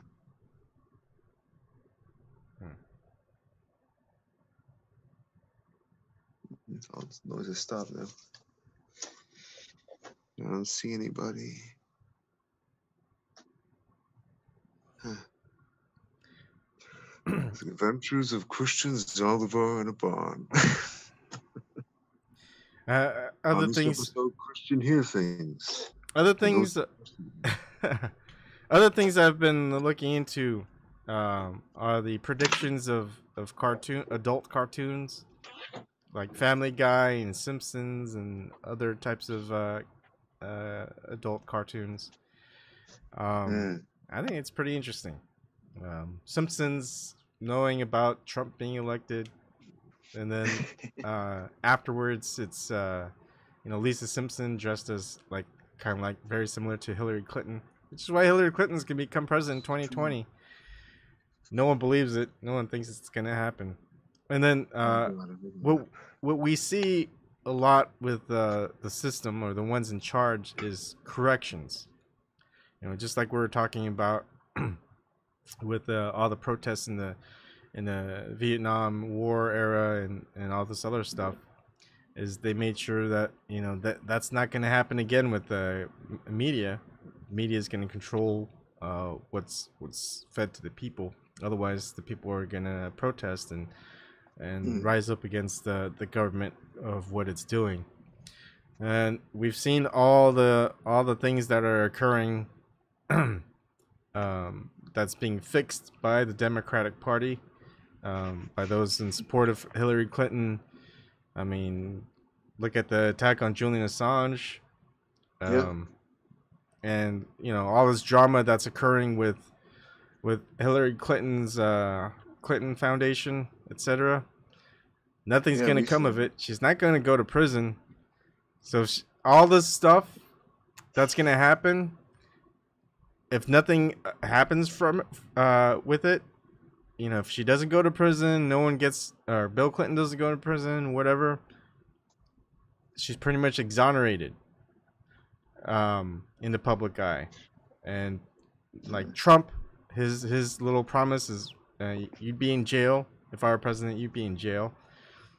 It's not gonna happen. And what can he call her Crooked Hillary? Where he put all his effort into getting Hillary Clinton, Crooked Hillary, in jail, and she's not in jail by 2020. You can't call her Crooked Hillary. It's like all this power, all this leeway, and Hillary Clinton's not in jail. You can't call her Crooked Hillary anymore. Bernie Sanders, people are thinking, oh, Bernie Sanders, he'll run again in 2020. He can't run in 2020 because he's not a Democrat. Democratic Party only allows people who run in the primary, they have to be Democrat. He's an independent. Yep. No more leaks like Podesta emails and the emails, the DNC emails. That's not going to happen again because none of that can get leaked by WikiLeaks. Or at least Julian Assange. Let's see. The emails, all the emails for Hillary Clinton, they're all gone. That's going to be another non-factor. What else is there? I listed it all before, but I mean, it's pretty much everything that was against Hillary Clinton in her run in 2016. They've slowly been shoring that up. She's actually even gone to states where she did horribly, where she didn't even go before in 2016. She's been there. Yeah. Her popularity is still low. That's no secret. But the thing is, they don't need popularity if they're just going to cheat. And all they need to do is make Trump. They're gonna. Same reason why she wanted Trump to run again. Run in 2016. She's gonna want to run against him in 2020 because so much animosity towards Trump. And they're gonna do everything for Trump to look bad. I think before 2020, something's gonna happen, something big, another psyop, another planned attack on America, on American soil, and they're gonna blame Trump, and that's gonna get his popularity low. And I think a lot more people can go out to vote just to vote against Trump. And so I'm sorry, folks. It's pretty much Hillary Clinton's time in 2020 if somehow she miraculously stays alive with all her health issues. Hillary's green, the yellow green slime ball 2020. Yeah. That's a conspiracy thing to look into for sure. What the hell was that thing that came out of her mouth? I don't want to know. Seriously, what the hell was that? That thing was yellow green. That wasn't. I don't know. I don't know if phlegm is ever green, but holy shit! Please thing don't was more remind me than of green. that. I don't like that video. I can't believe I watched that. Shouldn't have. Now you can't get that out of your head anymore. It stuck with me for life, man. Yeah. I mean, the Democrats aren't going to put anyone else in office, or they have. There's no one that's powerful. No one's going to put their support. It's going to be a woman that's going to break the glass ceiling, and it's always going to be Hillary Clinton. I mean, they have plenty of women in the Democratic Party, but it's always Hillary Clinton. And they're not going to put Elizabeth Warren against Donald Trump. That's the whole 132nd church, whatever it is, Native American. That's not going to hold sway. I think she could win, but I mean, I don't know. I don't think so. I sure. Oh, go ahead. I sure, H.A. Goodman's belief that they put Hillary in as Democratic nominee, Trump wins again. Because I mean, dude, you gotta realize what Trump is. She lost to a billionaire, orange, real estate, foul mouth, potty mouth. What? You go on and on. Basically lost to a orange billionaire, real estate tycoon, reality star. You couldn't beat that motherfucker? Like, seriously? Who had no experience in a political office, nor in the military,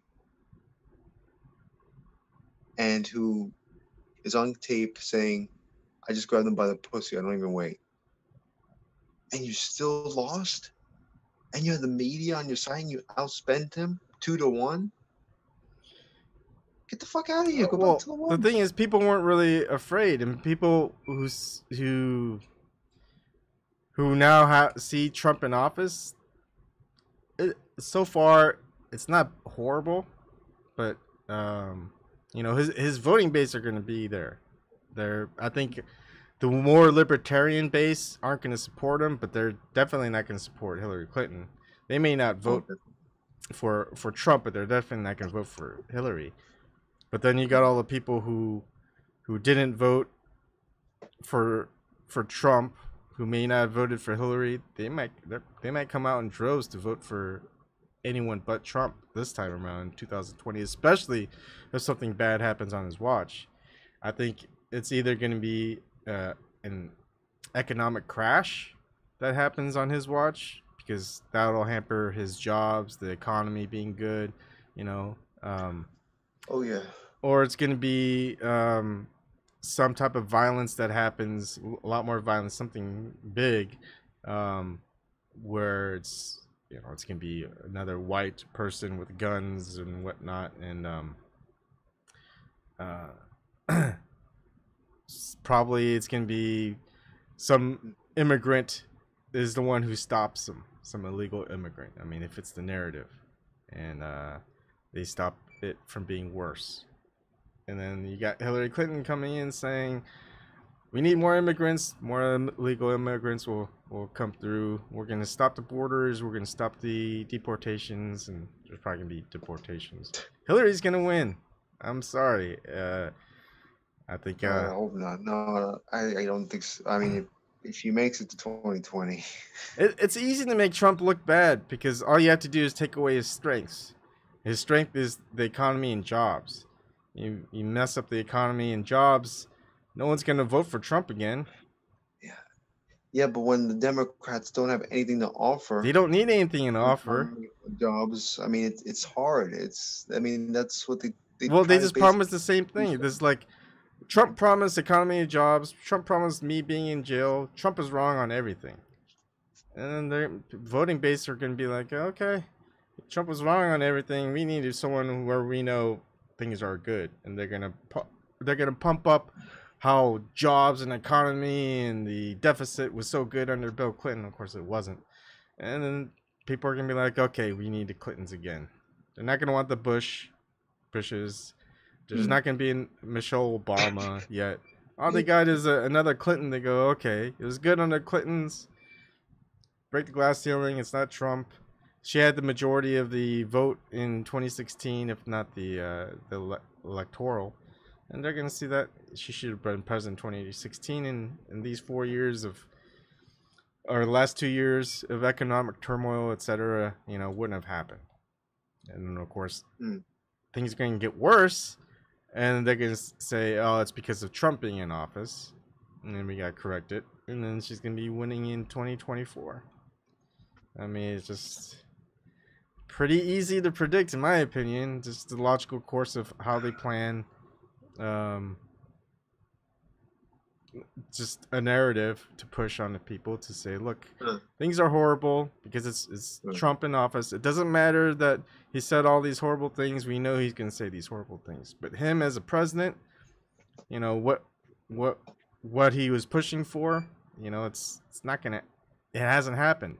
So why would you vote for him again?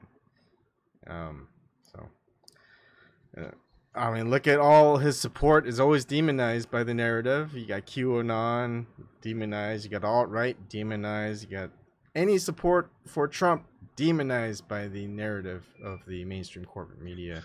Right, man. Yeah. And, you know, I know, we know Trump supporters. I know Trump supporters personally. I mean, Trump supporters in my own family, man. And they're not Nazis. They're not racist. They're not alt-right. Yep. You know, I mean,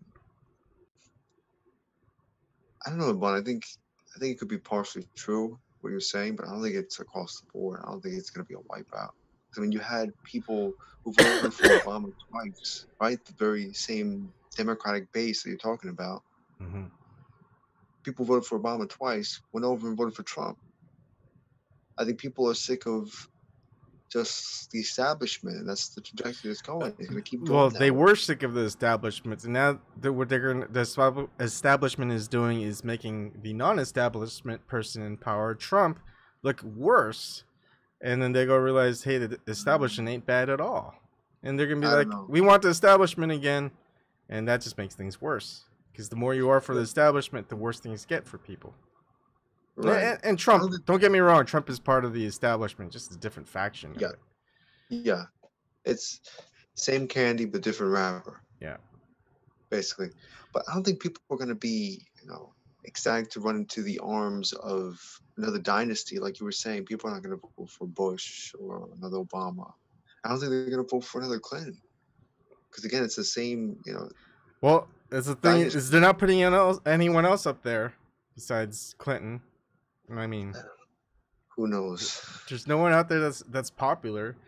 Clinton is still popular as far as just the brainwashed masses of the Democratic and the, I don't know, faux liberal base. I don't know, whatever you call it, neoliberals, neocons. I mean, they're all for her. I don't know about you, Ebon, but I'm getting further and further away from like this sidism thing. Like, yeah, I'm definitely against sidism, but the thing is, sidism is what works to push narratives. Okay, like the entire thing about Trump is he takes sidism to the next level, and pushing back is the other side that pushes the sidism to the next level. So we've got a bigger diversity in ideologies that we've ever had before.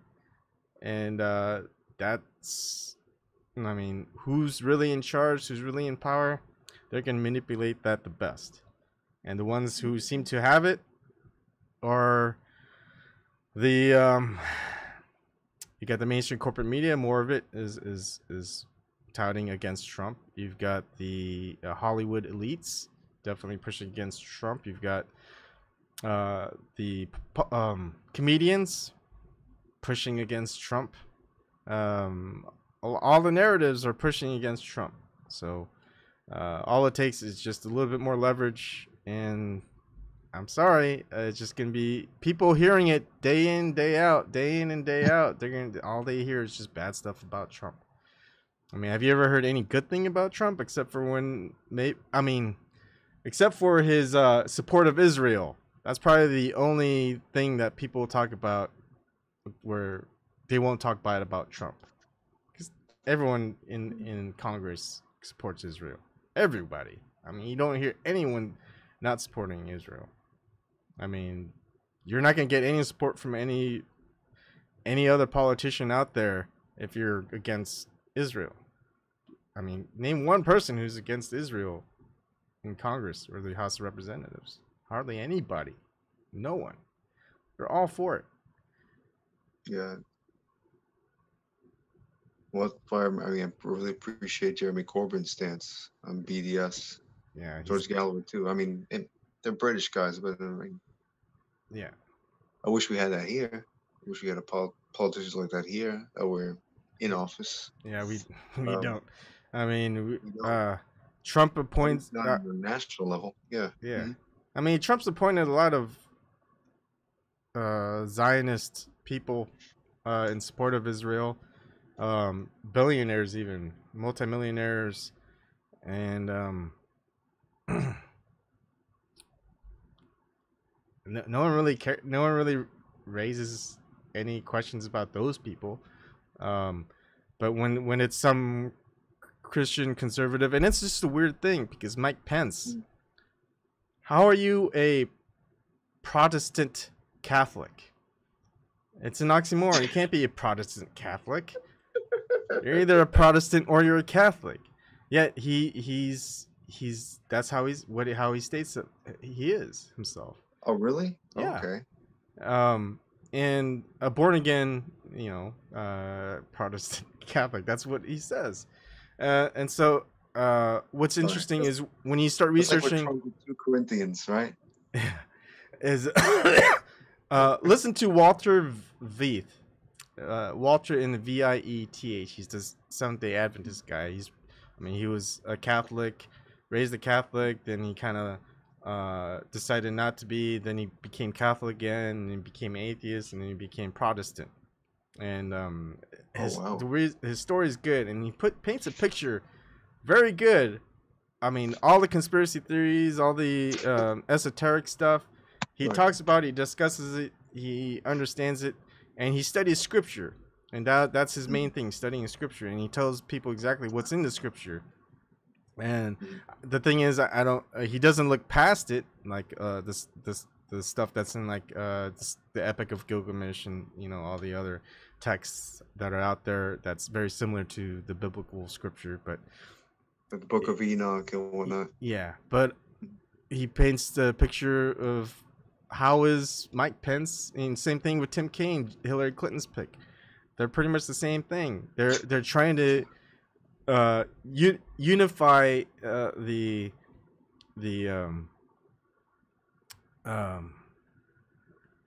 gosh, I don't know, Protestants with the Catholics, and there should be no way for that to happen, but that's what they're trying to aim for, is get that Protestant base, and all hail the Catholic Church, Protestants, yay. I don't see how that's gonna work, but that's the way that they're being manipulated, or they're trying to manipulate the people to get this entire he pushes an interesting dynamic where you're no longer like science can be proven wrong, because it's just so many things, because science right now is working on dogma. Scientists are being dogmatic, or they're refusing to speak out and be scientific and talking about and questioning everything. And so science will fail in many ways, and people who are religious are going to be like, see, science has failed, we were right all along, the Bible has been correct, especially if there's ever such a thing, like the flat earth or whatever, just something big. And there's just going to be a huge fallout, and more people are going to be into the religious circles, and there's not going to be a separation of church and state. You're going to have the church and the state mingled into one. Protestants, Catholics are going to be united and that there needs to be less secularism within the U.S. government and more religious types of power. And who's going to control it? The Vatican will have direct access because they're going to be like, look, the Bible was right all along. The scientists have been wrong time and time again, and so look where we're at now. Look how bad things are. Look how immoral things are, especially within the United States. And so his idea is that there's going to be a push for non-separation of church and state within the United States government. It's pretty compelling. Right. A theocracy. Yeah, theocracy. A totalitarian theocracy. Yeah. And that's why they're starting to put a lot of emphasis on kind of a commingling of different types of Christianity beliefs. Sects of Christianity, yeah. There different sects of Christianity, yeah. I mean, what made them different before? They're just gonna say, it's more about us and what God and Jesus and what the Bible teaches than it is about all these atheists and scientists and all this other stuff. So it's compelling. It's weird. I can see it happening, but I mean, I we're don't kind know. of beat by like a lot of these billionaires and corporations, right? So in a way, we're kind of in a theocracy, at least in a very abstract way, with the deification of money, all that. But I mean, it's interesting, human condition. It is how we keep falling into the same traps and errors of our predecessors over and over and over again. This tribalism, the sidism, just like with the the Israelis, right? The Zionists that have this goal of complete eradication of the Palestinians from that land. Okay, let's say that happens. All the Palestinians are gone. Do you think for one moment they're going to stop at that? No. And they're going to move on to the black Ethiopian Jews. Once they're gone, they're going to move on to the Arab Jews. And it's going to keep going and going and going and going. It's a cannibalistic nature. Yeah. Right? Just like the Nazis. Do you think that they didn't just target the Jews? They targeted Slavic people, targeted the Polish. And they would have kept going. Who the fuck knows how far they would have gone? Yeah. Maybe until there were only Germanic people with blonde hair and blue eyes. Yeah. Right? Maybe it would have been fucking killed Hitler because he looked like me, brown hair, brown eyes. Yeah. Well, the thing is, you can't get people to follow orders blindly unless there's an enemy to fight. I mean, if there's no enemies to fight, it's like, why is this important? Can I just raise my kids on a farm? There's no threat. That's a great point. Yes. Very. Wow, man. I don't observer, know. man. I mean, the U.S. has always had an enemy. That's why we're always in wars. Yeah. I mean, we've got to have an enemy, and the troops will happily join this. That's why we haven't had a. Look, the time we had a draft, we had an enemy and we're losing. People didn't want to join; they were forced to join, but they're joining because you get all these benefits, GI Bill, all this other stuff, pension. But you also got people who join. They feel like there's a real enemy to fight. They're fighting jihadists. They're fighting terrorists. They've got people who bomb 9/11, etc. Osama bin Laden. They always had an enemy. So who's our current enemy now? I mean, how old is the enemy gonna be? To fight out like ISIS and whatever. There's got to be a new enemy, and that new enemy seems to be next is Russia. How long can you fight one enemy for a long time before people who are militant lose their militancy, like their they really want to go and fight to protect their freedom. I mean, I see the only next step is, you know, Russia and China. That I feel like that's it has to be someone that we can be amped up against, at least the people who join the military. I mean, it's right now it's just too old to fight terrorism and always be losing. It's got to move on to something else, and that's why we always have new enemies. We always have new people to fight all the time, and Right. it's not like we're ever in a war with someone, some country or something for decades. It hardly ever happens. I mean, it was communism for a while, right? You know, that was in the 19th century. Now it's the Middle East, the Arabs, jihadists, whatever.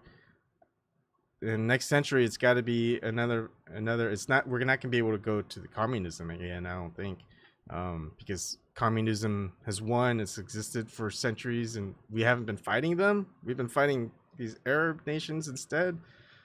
So it's got to be something new, and I don't know what it is exactly. Maybe it's they need an enemy to fight. Otherwise, no one's gonna be patriotic enough to join and fight without question. So I mean, I don't know how they always manipulate things to go right all the time. Like, humans make mistakes. People make mistakes. It doesn't matter how smart you are, how much power you have, how much money you've got. People make mistakes, but it seems like every time it always goes the way they plan it to go. And the best excuse I could think of is there's something out there that's not quite human, I would say, that can manipulate things that we don't know about. Whether it's aliens, Anunnaki, I don't know. Who knows? But they're right now, for the last couple of centuries, they've been undefeated. And how is that? How are we always at war? How are we, not just the U.S., just everywhere in the world, always at war, always fighting? There's always poverty. There's always homelessness. There's always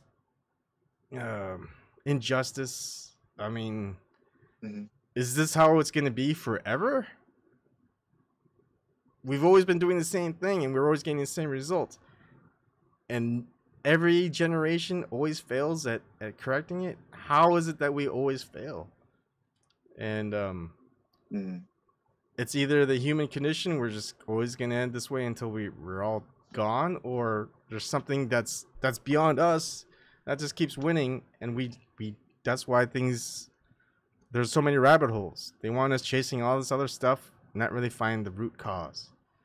And if we say if it's aliens, say if it's some Anunnaki or some gods or some demons, I mean, everyone looks at you like you're crazy. But otherwise, right now we're living in craziness, and we've been living in craziness for centuries now.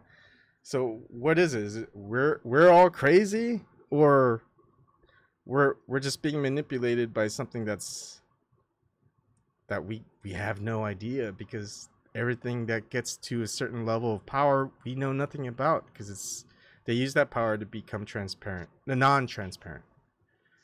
So yeah, to hide in shadow. Yeah, I get what you're saying, man. That's kind of what I was saying.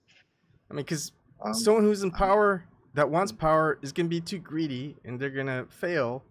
But we always have that paradigm where, well, everything keeps going still.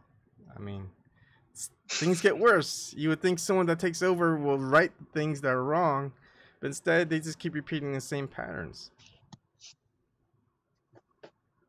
I mean, I don't think it's all bad, man. I think part of the aim of the powers that be is to make us think that way, that they're unbeatable, that it always goes their way. They're gonna win no matter how hard we resist. But they have been. That is true, man. We have to resist. You know, even if the odds are insurmountable, it's. I mean, I agree. The limit of resistance is, you know. I agree, but they have always won. I mean, have they? I mean, I don't think the Bay of Pigs was was a win. I mean, look how many times they tried to assassinate Castro. Was it like over hundreds of times? And he lived. Yeah, but you know, with a lot of repercussions towards the people who live there, and Oh yeah, of course, man. I know. Yeah. I mean, Um, like all, Chavez, another one. Hugo Chavez. They try to freaking kill him, mhm. right? I mean, He and lived. eventually, Vietnam.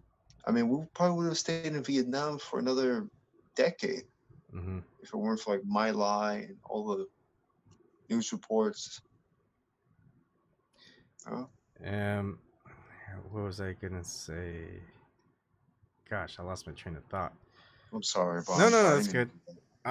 I like that. I mean, yeah, it's true. It's I don't know. Yeah, and Ryan Bannock is. Uh, we haven't won a war since World War II. Well, the first Gulf War, you could technically call that a win, Ryan, Hmm. but that was hardly a real war. Um, Yeah. Hmm. but yeah, we've always lost. Um, Or just didn't really win. Or no, yeah, conclusive I mean, victor. yeah. Look, the first George W. Bush, the war on drugs. Who won? Drugs. So why would we Yeah, that's want? the force. Yeah. Okay, and then war on terror. Who won? Terror. Yeah. Dick Cheney won. Yeah, Dick Cheney won. You know, every war of some ideological war of some Ben. non-entity. Hey Ben, Hello. we've always lost. We gotta stop having these wars against these non-entities. Otherwise, we're gonna keep losing. If we had a war on coffee, coffee would win. Don't have any war on coffee because coffee's gonna. Actually, I like coffee, so yeah, let's have a war on coffee. It's like, Well, I always like to go back to the George Orwell, man, when he says in 1984, the wars are meant to be won, they're meant to keep going. yeah. And it really is that. Ben, what's been on your thoughts? We haven't heard from you in a long while. Oh, no, not too much, man. I just thought I'd participate. Great. Oh, good to have you here, man. How are you guys doing? I've been going over sickness, family sickness, and stuff, but otherwise good, I guess. Just colds and stuff. It's not that cold. It's I odd. mean, like you guys had the flu or stuff. Oh yeah, yeah. Okay. My son will have it, then I'll have it, then he'll have it again, then I'll have it.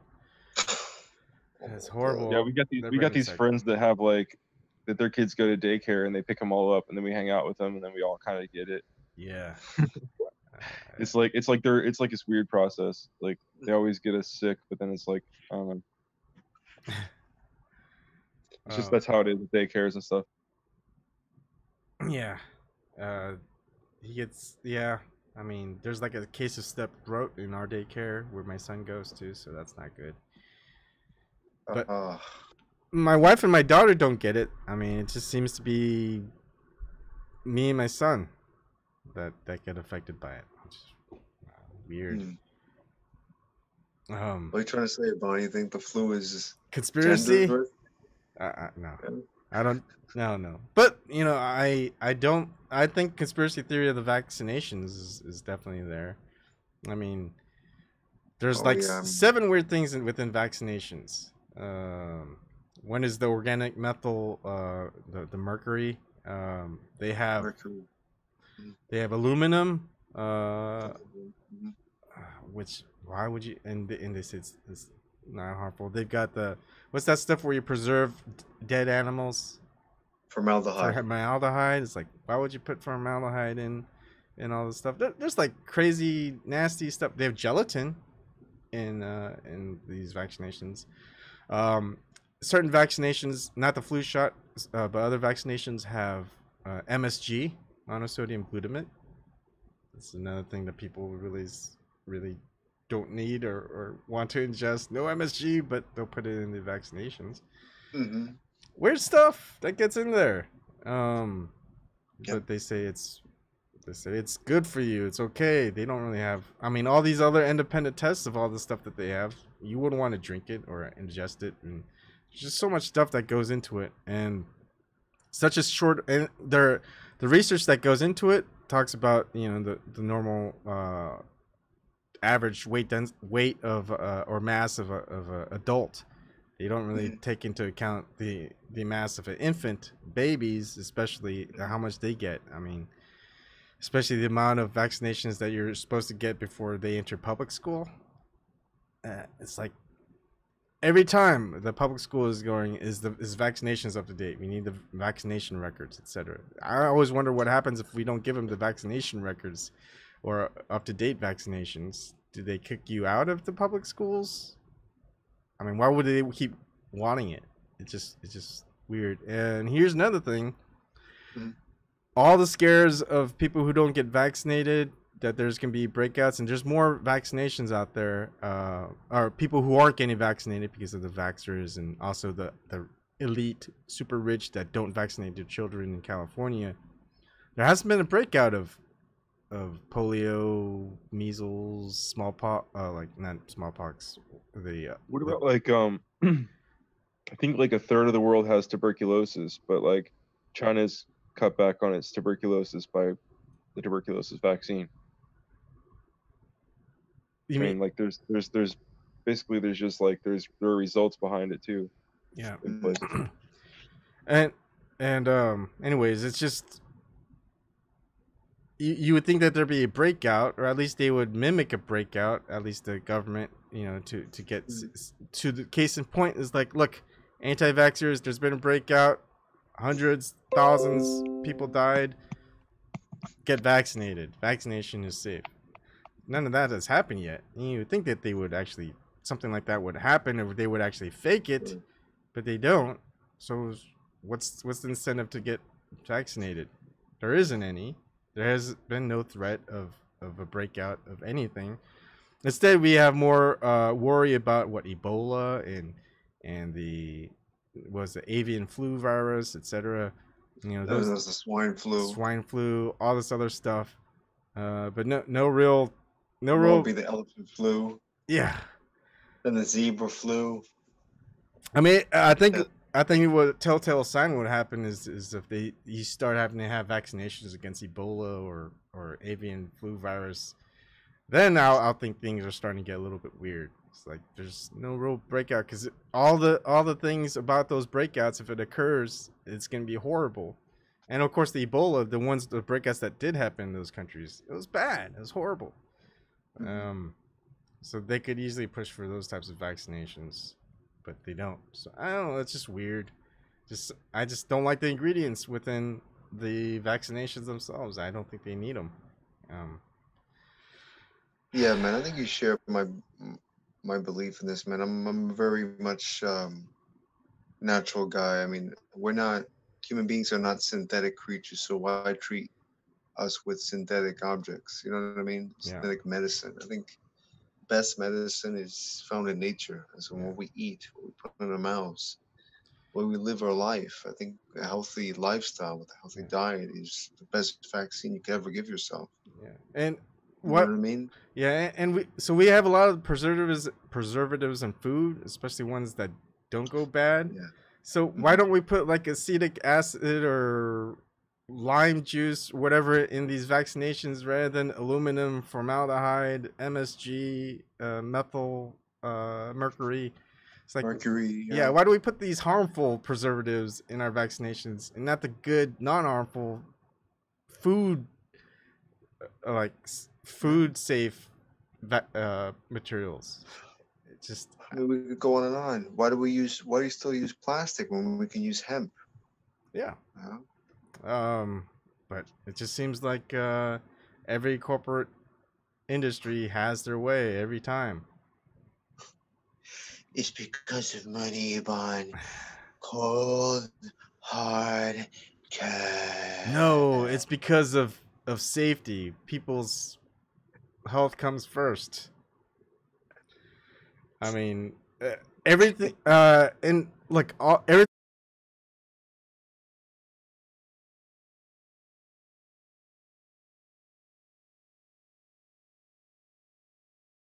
your food on soil that's heavy in aluminum, barium, strontium, whatever from the geoengineering, or the Monsanto product, whatever. So you can't grow your own food. You're just gonna poison your own kids. So you need to make sure you get the foods that we process for you, and those are food safe. And then the water is like, hey, you can't treat the water. It's not safe for you. You better, especially if you have your own well or whatever. It's like you're gonna need to make sure you drink from the city water because we make it safe, fluoride and all that other stuff.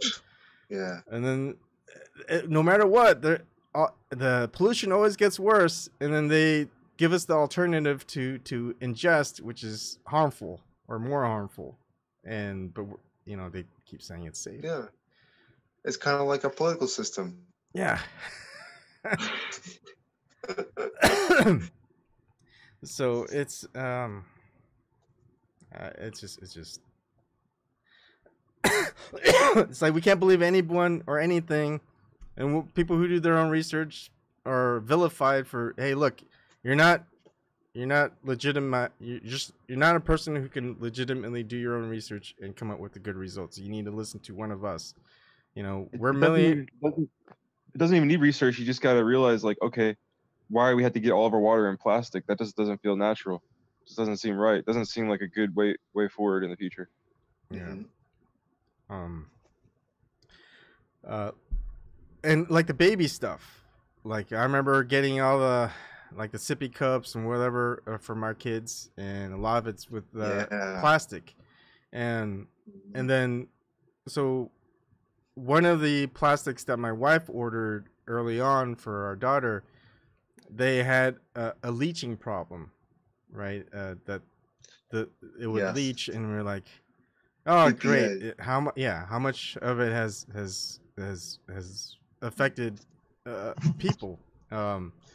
And so of course now we just went with like tempered glass that's hard to break, and even with our food storage containers, it's made out of glass. Even though the plastic was on the top, just try not to let it touch the plastic. And it's like, why did we even go there? It's just cheap. It's light. I mean, there are benefits to using plastics because of its lightness and how cheap it is, but how healthy it is, I don't think it's good. I mean, like I've been getting a little paranoid recently, like looking at like my zucchini in the fridge and stuff. Like as I leave it in there for like a week or something, like the plastic, the moisture, it kind of like sticks to it, and I'm like, these plastic bags, like, Yeah. So I'm starting to like think about all those things. I remember I used to take some sandwiches to work, and put them in the sandwich bags. They taste plasticky after you take them out and you eat it. It's like, that's true. Yeah. I can't. It just doesn't taste good. I don't like that. And added to the fact that plastic isn't biodegradable, it takes super long time for it to degrade. Right. Whereas if we use hemp, it would be recyclable. It would be biodegradable. We could, Yeah, like there's not a big difference between 10 years and 20,000 or something, like, or whatever. Exactly.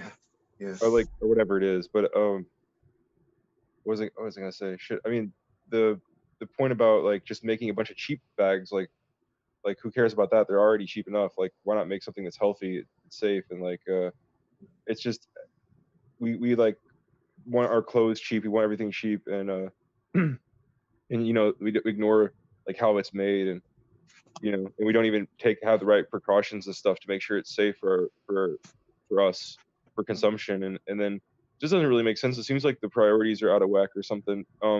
Because I mean, if you don't have water, if you don't have food, they're saying organic food's 25% likely to give you cancer. Well, that just means the other stuff's 25% more likely to do that. Like, really, the information is right in front of you, and it's like, so if you don't have healthy food, you don't have healthy water, what do you got? How rich are you? What do you have? All these, hundreds of thousands of dollars, middle class homes, all this, whatever trinkets that you can fill it up with, like on a South Park episode, but for Amazon. But what do you have? What do you really have if you don't have your health?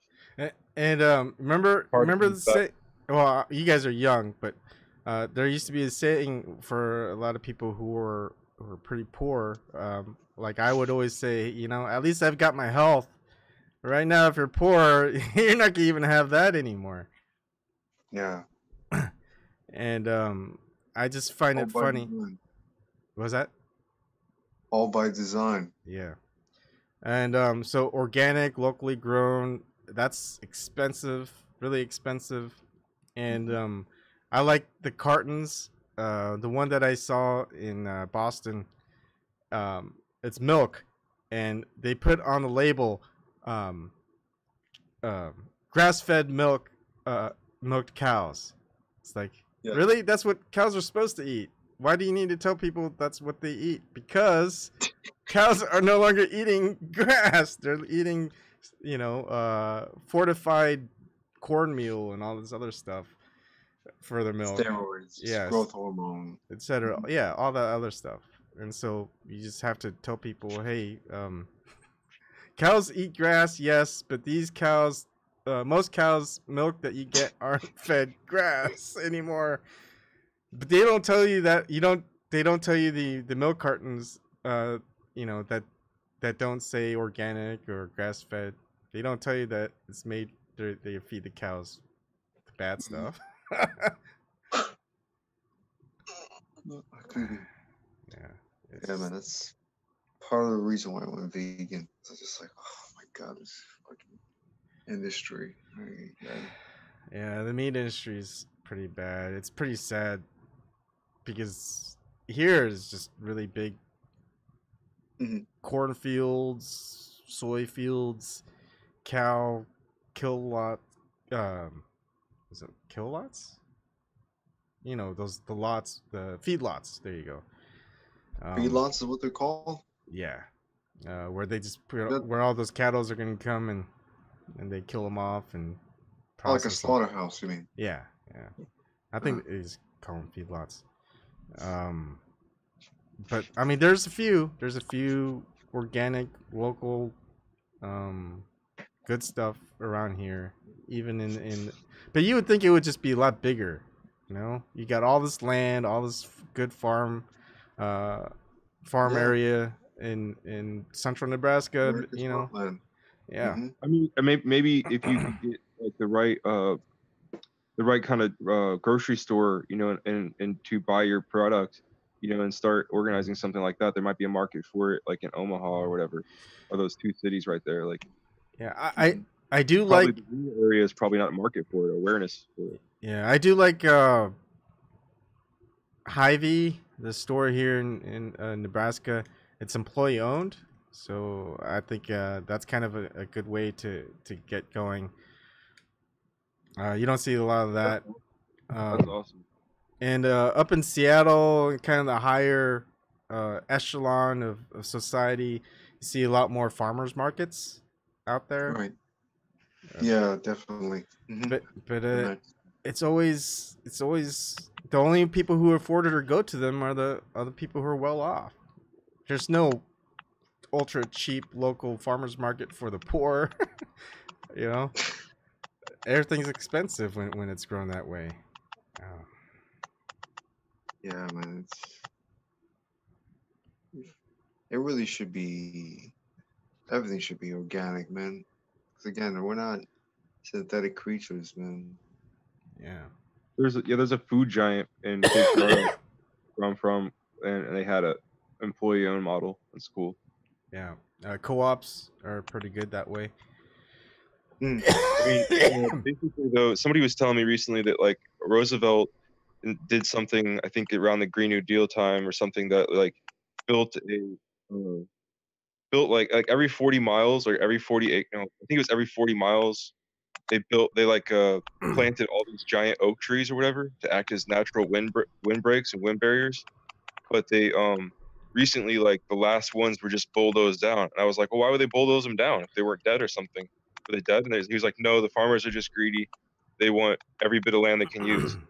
So it's like, since we have this kind of mentality and with all the large scale stuff, what if there was like a way to have a metric for the sustainability? Like, you know, if you're treating your, like a bunch of people that could actually measure and say, you're treating your land, you're handling your land, you're doing this in such a way that it looks like you're projected to like keep your, you know, land like sustainable in this farm going for the next, you know, 25 to 50 years. So like, because of that, you know, you get like this way lower reduced, you know, tax or something. And like, you know, if you're hiring a bunch of more workers and you got like organic or natural farm or something, like get something for that. And like, because I mean, the way that you can actually use the land, like I think more mindfully and responsibly and respectfully would be to do it like in a small scale situation. It's the when you're controlling, you know, just millions of acres and stuff like that, that you just kind of bulldoze over things. But like a small scale more thing would be like utilizing everything, you know, finding ways to support themselves and be resourceful, you know, around a farm, rather than just, you know, importing everything, shipping everything super far. Yeah. What I noticed that's really weird is it's Nebraska here too, near where I live, and also when I visited Seattle, Issaquah area, is they have public lands become like wildlife management areas, whatever. They're just kind of public. You can go hiking on it, whatever. They're ex farmland. You'll see acres of what used to be where they're growing something. You know, it's totally rectangular, you know, that size, and you know, you can see a couple of rows a little bit, but it's no longer privately owned. I mean, somehow it became public land, probably because someone just couldn't afford to keep paying for that land amount, and so you've got perfectly good land to grow stuff on for the public, yet they don't ever grow anything anymore. People just go there for either hunting or just hiking. It's like, why don't we ever have these public lands that are now public? Obviously, either the city or the county or the state owns it, and have public jobs where they grow food to the public, and they also make money for the county or the city or the state or whatever. I mean, obviously you can profit from it, because if corporations profit from it, you can profit for it. I mean, organic produce really does go for a lot of money. Yeah, I mean, there's always that niche, whatever you want to call it. That's why it's more expensive. It's not like the organic local stuff is the cheapest stuff. It's the most expensive stuff. But you've got the non-organic stuff that's shipped from South America or Florida or California that's cheaper. That's like a quarter cheaper than the stuff that's locally grown. So like the locally grown stuff, I mean, it could potentially be done like all kind of in-house or more so like that, rather than like importing some feed from hundreds of miles away or thousands of miles away, and importing like, you know, all the equipment, maybe some of the equipment for sure. But you know, if I don't know, I could just see the situations where it was more regional or more, you know, like why do you have to ship a plow? Like, why do you have to make a plow in China or make a tractor part in China or across the country even? Why can't each region make their own things? Like this, I don't know. I mean, I guess everyone doesn't have the same resources, but I mean, yeah, something that's shipped from thousands of miles away is cheaper than something that's made locally. It's just weird. Yeah, it's ironic, right? Yeah. It's all about that large scale mass production thing. Like, yeah. Yeah, man. It's just a lot of those countries, they don't have the labor laws that we have, the labor protections that we have over here. Yeah. And water. How come we're shipping so much water from one place to people everywhere for water? It's like water is the most abundant thing you can get. I mean, just streams, non-salt. I mean, it just all the local stuff is polluted in some form or another. If they're not trying to stop the ways that we're polluting the water and trying to really stop that, then what's the point of going somewhere else and getting that water? Because that water is just going to be polluted at some point. You're just going to pollute more water. Yeah, and they're in plastic bottles. I mean, there's only one company that I know of, or maybe two water bottle company that ships in tempered glass, and that's expensive because the shipping weight is expensive for glass. So What that's are what those two companies? one is the Mountain Valley Spring Water, and there's another. I forgot what it is, but it's pretty fancy. But you'll see it in certain restaurants where it's in glass bottle. There might Oh, be. there's a lot of them. There's quite a few. I mean, you have that. I tried it, man. I liked it. The Mountain Valley Spring Water. There's also San Pellegrino San sparkling Pellegrino. water. There you go. Yep. But I don't like sparkling water. And there's I like, and there's another Italian one that's in glass as well. I forget the name of it. Yeah, I think it's the Italian water. What the hell is it? What is it? I mean, a long time ago. Voss. No. Voss is German, I think. That's not it. But yeah, they have glass. Doesn't Fiji have glass bottles as well? No, it's plastic. Plastic. Creed Silver Mountain water. No, Silver Mountain water. I don't know. I'm looking through. Oh, Aquapana. That's the one I was. I think basically like what Trump's trying to do is set up this big trade thing with China and sell all of our natural gas to them, because basically a few years ago they announced they were going to shut down a bunch of factories around Beijing within like 50 miles or something like that. And recently I heard what they're doing is just like switching factories over, or they did shut down a lot of factories, but I guess, or power plants, but they're like they're switching things over to natural gas. I think that's messed up, man. Like, I hope he gets a freaking good rate, because you're compromising water supplies for this gas to just trade away. Yeah, I mean, pretty much the only safe way is just reverse osmosis water. I'm glad I talked with Snork. Yeah, where he got me towards. I'm glad you talk too. Yeah. I learned a lot from the talk. Yeah. And that's just, if we're going to be compromising our water for gas, like, why don't we use it ourselves and save it, stockpile it ourselves to use wisely, efficiently? Crazy. I have my conspiracy theory is that there's free energy that we're capable of generating, but it's prevented from use. Tesla. Not, yeah, I mean, if you go listen to Michael Tellinger, like there are these materials. It's all about sound vibrations, whatever. But if you look at the Khan Academy, they have an interesting one, where basically you convert sound to energy, and you've got that sound that energy that can power an LED, and that LED is converted to energy to power sound. So you can have the cycle. Of course, it has to start with the battery. If you look it up, Khan Academy, you could see it. But if something that emits light, you convert it to sound, and that can charge battery. Or you have something that always has sound, that can be converted to energy and stored to use light. And then if you can keep that cycle going, I mean, you've got perpetual energy, right? At least it's not like it's just kind of a conversion. It's not, it keeps going. It's not like you lose anything. I mean, energy is energy, whether it's emitting light or if it's emitting vibrations, noise.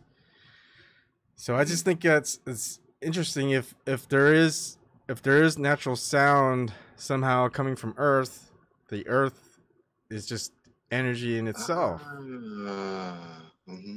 Right? We keep thinking of just solar energy or wind energy, but we never think of just ground Earth energy, which I would say there's some sound that we can't hear that's emitted from the earth, or at least in certain areas where we can harness that's just constant energy. Whether if there's like certain tectonic plate movements that are always occurring, that's always just going back and forth, not this big old you know Yeah. always drifting apart in huge gaps, but just they're Crashing just into each always other. moving. Yeah, if you can harness that, I mean that's just free energy right there. I mean, it's like somehow coal and gas and all that and oil is all more profitable.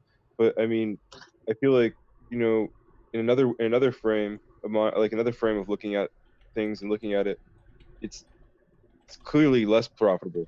It's clearly like wind and solar are clearly the superior kind of energy. Like anything, all of it. Like any solutions, all solutions. Looking at all of it, just proving, letting things stand up next to each other. Consider all things considered. Take the best route. Move away from the oil. It doesn't matter how. It's just so clear and Yeah. obvious that it's like, and it's not. Obviously, we're gonna need a bunch of plastic, or something. Like obviously, we're gonna need oil and stuff still, but it's just a matter of like unplugging, like 60% of this machinery, like whatever we can, Yeah. from that, awful, dirty system. Yeah. And the thing is, I think big entities, it's going to be hard to do because government's so heavily involved in it. It has to be individually that everyone ends up doing something. All right. So we're going to switch real quick to the browser. You won't be able to see it on Zoom, but you'll see it on YouTube. You don't need to listen to it. But here it is. This is what I was talking about, the Khan Academy. Very interesting. We're going to turn sound into light, and then turn the light back into sound again.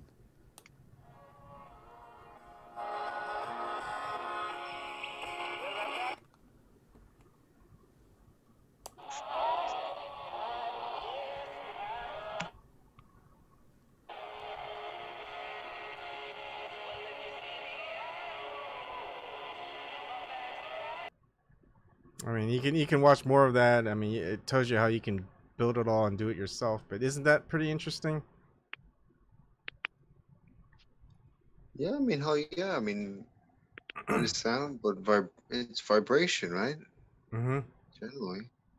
So.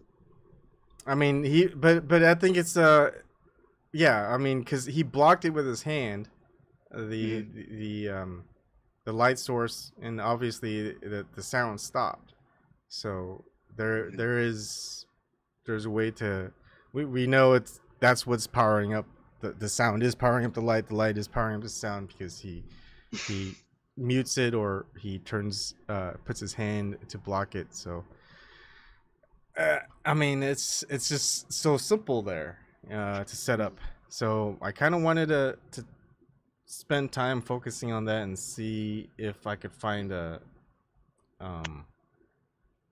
sound source that's just constant somehow, somewhere. And they've been doing like water mills and windmills for a long time, really. Oh, that's right, windmills, right? You get water to keep, because water falling generates sound. There's a brick. There's a brick you can put like on this pulley, and it powers a light bulb for an hour or something. Yeah, I went over that a lot, and that's they sent that to Africa and stuff like that, and it's pretty cool. It uses gravity. They're called gravity lights. Yeah. So utilizing. Akon did that? Huh? Wasn't that Akon who did that? Akon? Who's Akon? No. Ben, are you hearing this right now? Oh, I'm not sure. I think a couple of companies have that. Akon? I think I've seen a couple of versions. I don't know Akon. I don't know what Akon am I missing something? Akon? You know what Akon is? Oh, it's more my time. My bad. He's kind of like I don't even know what you call him. He's a singer, basically. He's African. Oh, I don't know. I think he did some of that stuff he was talking about those Gravity Light. gravity lights. Yeah. How do you spell his name? A is in apple, K is in Kevin, O is in orange, N is in nephew. Oh, I think I know who it is. Let me see. I don't. Oh yeah. Look at that. Akon, rapper Akon lights up Africa with solar. Lighting up Africa with solar lighting and other product thanks to reported 1 billion in credit line with Chinese manufacturers and a skill for celebrity networking. I didn't know about that. That's cool. But I don't think I don't think it's the gravity lights. Oh, close enough. Solar energy. Yeah. Still good. I mean, hey, that's one guy doing what all these charities. You know, you never hear anything about them helping Africa. Or, yeah. you know, It's better than all the nothing. shit going down in the Sudan and Senegal. It's better than giving money to the Clinton Foundation. That's for sure. Oh yeah, hell yeah. Back on like the vaccine thing, I forgot to mention I was gonna look up his exact name, but it's like Lou Ferrigno. He just got like hospitalized or something for a vaccine, cold vaccine, some weird situation. Oh, I mean, he is a green giant, so he's the old, people who don't know. Lou Ferrigno is the old Hulk from the '80s. Yes. He was good. I liked him as the Hulk. He was a good Hulk. Yeah, it was an interesting show, man. Yeah. That the music was very depressing, man. It was very sad. Yeah. And you see like Bill Bixby as Bruce Banner, like, or David Banner as he's sitting on the show, like holding his thumb up, like trying to hitch a ride. And Yeah. I liked it. I grew up on that Hulk. And then the two Hulk movies weren't that good, but I don't mind the Hulk in the Avengers. I really wish they did Planet Hulk, which goes to World Breaker Hulk, because World Breaker World War Hulk. World War Hulk. I thought it was World Breaker Hulk.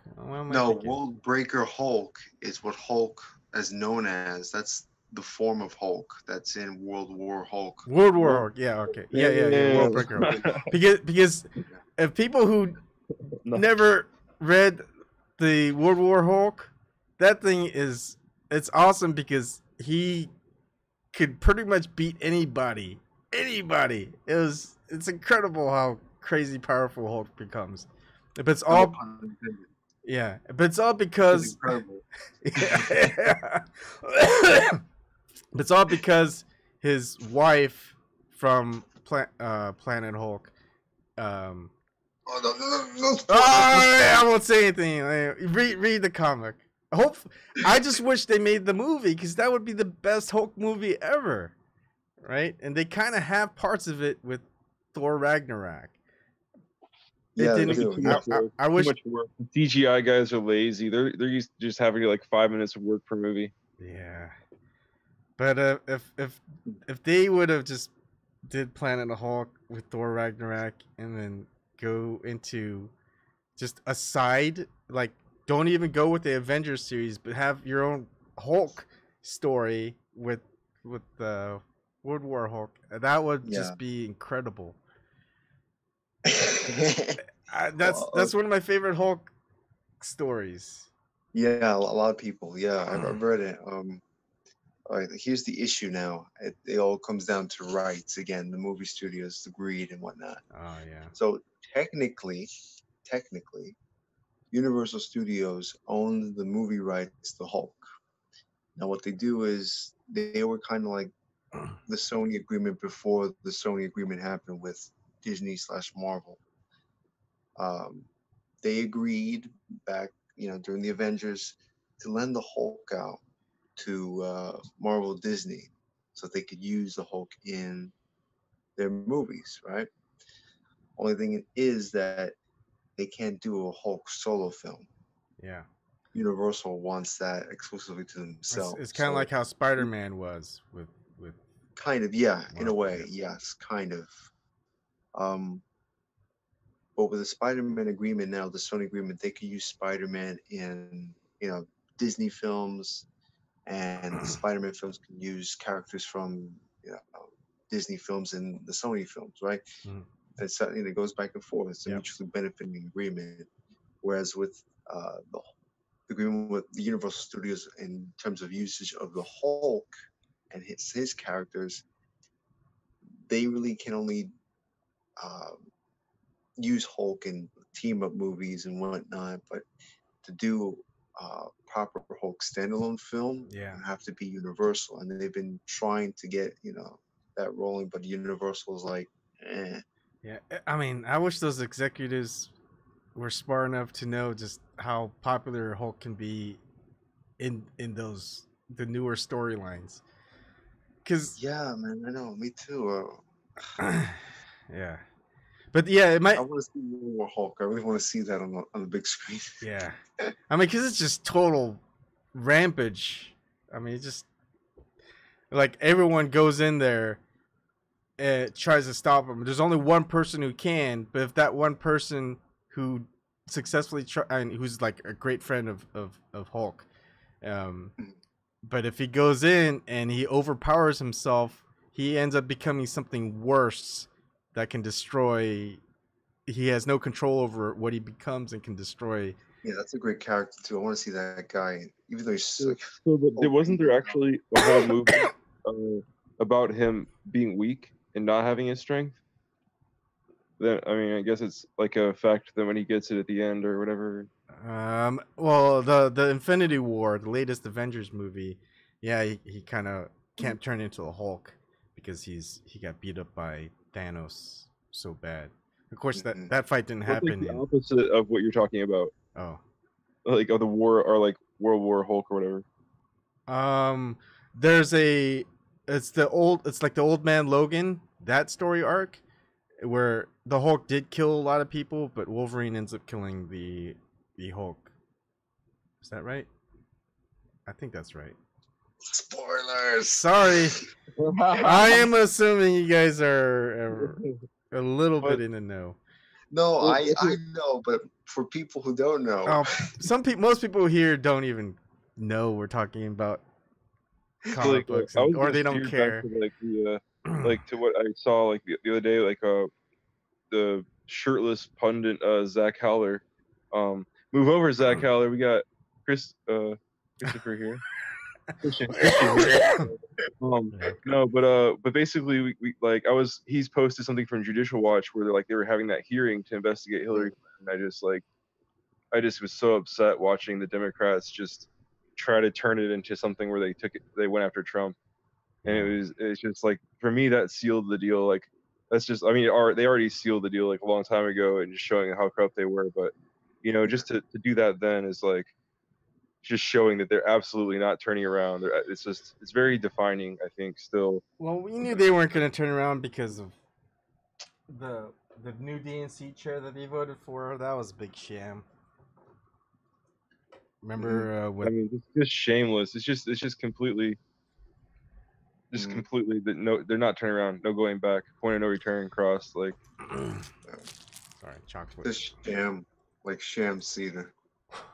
I just can't believe like that this like actually happened. Like, I never thought that would happen in my life, where like most of the population be convinced of some giant lie, some giant facade, or just some giant like whatever charade. Just get caught up in this giant charade and bullshit. Like, just to like.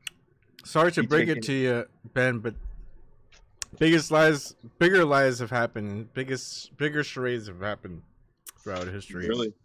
Really, it's still occurring. I guess I don't. I feel like this is a huge one. I feel like this is a massive one. Like to basically steal away a legit or somewhat legitimate Democratic Party from people. Like, in the United States of America, we no longer have like an actual liberal party, like an actual solid. How do you say that? What's a good adjective for that? Like just reliable. I guess sort of. Yeah, that'd be I nice. don't know, something. Like there's nothing to look to there. Nothing to turn to there.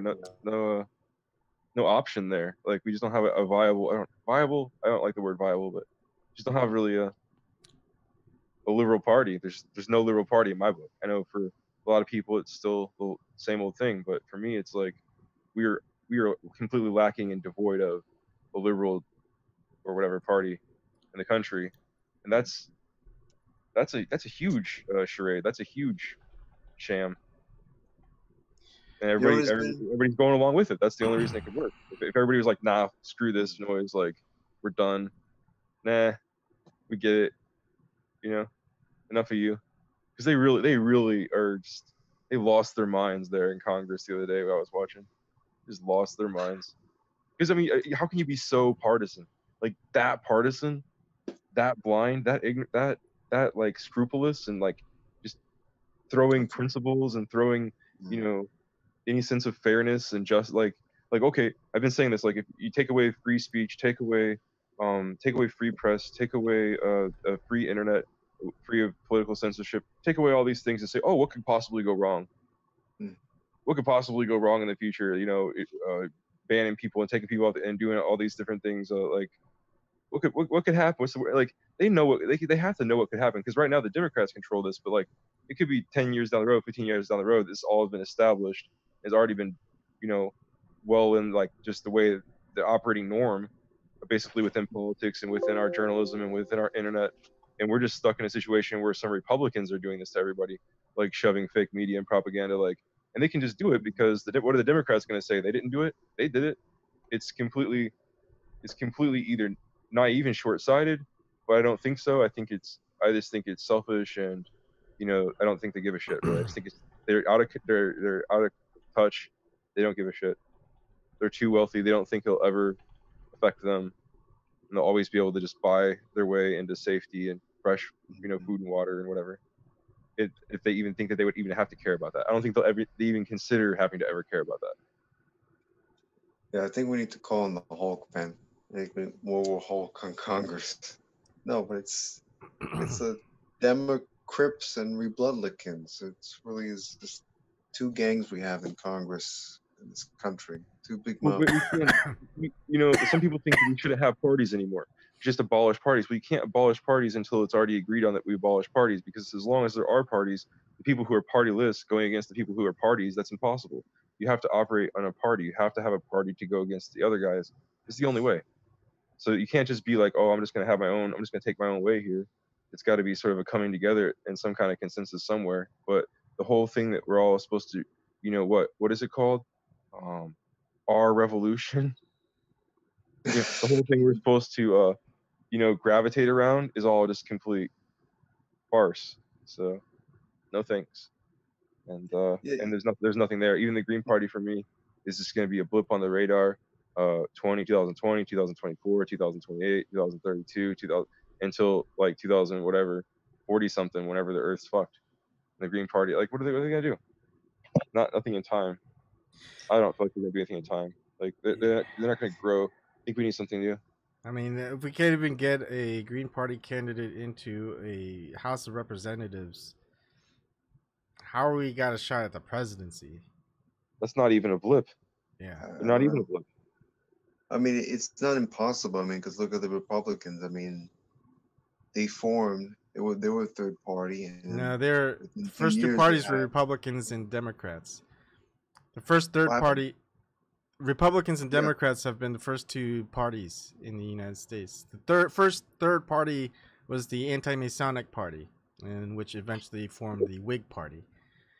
Whig So, Party, huh? yeah. Yeah. But yeah, it started. The first third party was the Anti-Masonic Party. Not many people know that. That's weird. Yeah. I saw a statistic that anti-Masonic party was like got like 25% of the vote in New York at some point. That's all I remember about it. Yeah, When I saw that. it wasn't that bad. It kind of fluttered out, but who knows what happened. But yeah, John Quincy Adams, the 5th president. That's right. yeah, was a big proponent that to support the anti-Masonic party. Interesting history that people don't realize. But yeah, people will go Illuminati, anti like Freemasons. You must be crazy. It's like, hey, it's there. Just read the history. Anti-Masonic party is the first third party political party. All that they don't really go into much detail on that. And then the person who was supposedly lynched for revealing the practices of the Freemasons, his wife eventually ended up marrying Joseph Smith, who formed the Mormon religion. She was one of the wives. Really interesting stuff. Did they venture off to Planet Kolob afterwards? I don't know about that. Like they don't really. I think I did talk with one of my Mormon friends. He's ex-Mormon. But he did talk about how certain Mormons, or at least Mormon. I guess there's kind of split levels of Mormonism, and some don't really state that she was really a part of the legitimate wife of Joseph Smith, or she was just interesting stuff. But anyways, it's funny how everything just kind of ties in together when you kind of really look into things. And like, I don't know where to go. Like, if current events are a lie and history is a lie, how much of it is really real? But it's out there on the .gov site, right? If you really want to look into all these things, they tell you exactly what's there in a .gov, the state government or whatever, right? It's there. It's official in the government historical sense. That people won't believe it. They'll say it's just a conspiracy theory. And it's like, well, government's conspiracy theorists then. So it's like, I don't know where to go. Like, if I can help prove this, a lot of things that I'm saying by pointing out to like a .gov site, and people will still call it a conspiracy theory. And I go, well, all right, if you don't think it's a conspiracy theory, then I'll go with a site that's not .gov, and they'll be like, oh, that's just some guy trying to make money, causing all this other stuff. It's crazy conspiracy theories. Like, well, what are you gonna believe? You're not gonna believe anything. You have your own. You're already made up your mind to think a certain way, or else. So it's almost no point to kind of convince anyone unless they just want to listen. And then if you want to like call me crazy, it's like, look, I could talk about it anytime. I'll send you links. I'll send you whatever links that you want to believe in, whether it's government or non-government or scripture or historical ancient text or some other historian or some maybe scientific guru or some well-known historian, etc. It's like, which version do you want where I can point you to that, hey, there's validity in this. Have you guys been watching Jimmy Dore recently? I haven't. Not really. He's been pretty spot on, man. I appreciate that shit. But he just said on there, he was like, oh, just because I forgot the celebrity's name is Tom Hanks or something, but he's like, yeah, he said Tom Hanks is like, says that, what Assange leaked is different than what was leaked back then or whatever, completely different. He's like, fuck you, Tom Hanks. Like, no, that was really good. Tom Hanks did the that movie with Meryl Streep called the Post. Right, The Post. Dude, Jimmy Dore is awesome, man. He's been doing great recently. Jimmy Dore is the man. He's the man. He's like the closest thing to Jon Stewart we got, I guess. So I mean, Lee Camp as well. I appreciate Lee Camp. Appreciate the heck out of both of those guys, man. I mean, that's really just, we need to just like get them. They seem like they're big. I think that's why I don't like want to share them or can give to them or something. But I don't know, man. I think I want to start like supporting them more. But like, because like, we need to just maybe get that out there more. They're already a good vehicle for a lot of these views and realities and things. I wish Kyle Kalinske and Mike Figueredo were as good as they used to be. I don't really think they are. Well, It's all TYT, man. It's just I feel so much ambiguity about TYT. I mean, 'Cause Kyle. I know for sure. I know Sank's true colors, but I know for sure that like those guys can be amazing.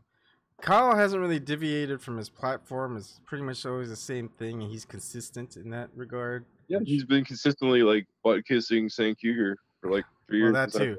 That's the thing. I mean, he's got a lot of stuff where his viewpoints I kind of I support, and then it goes back to Cenk Uygur and TYT, and it's like, what? How does he not see past that?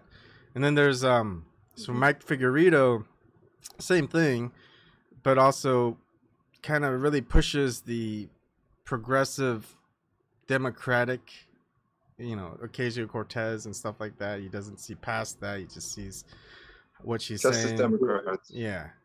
Like you'd think that he wouldn't be so naive, right? Yeah, because I mean, when you talk to him, as soon as the election was over, or as soon as he went to TYT, he just started attacking Trump, and he stopped attacking the Democrats.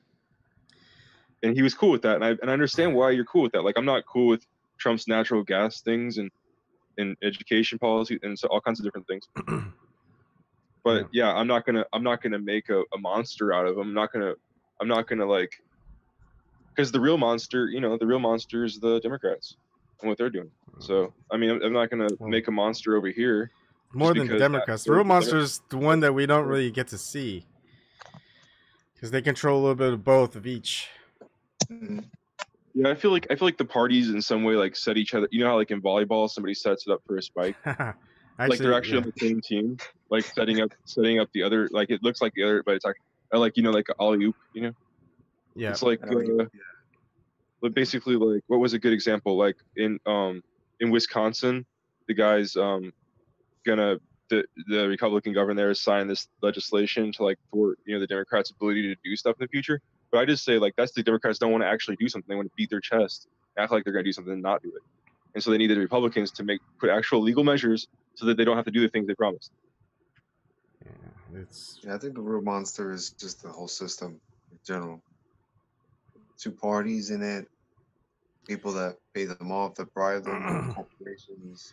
So the families of the Koch brothers, the Rothschilds, all that. So here's one thing that I said earlier before. It's like I'm no longer an activist. I'm more of a deactivist. And like activism is to support the current system. Like look, there's something wrong with the system.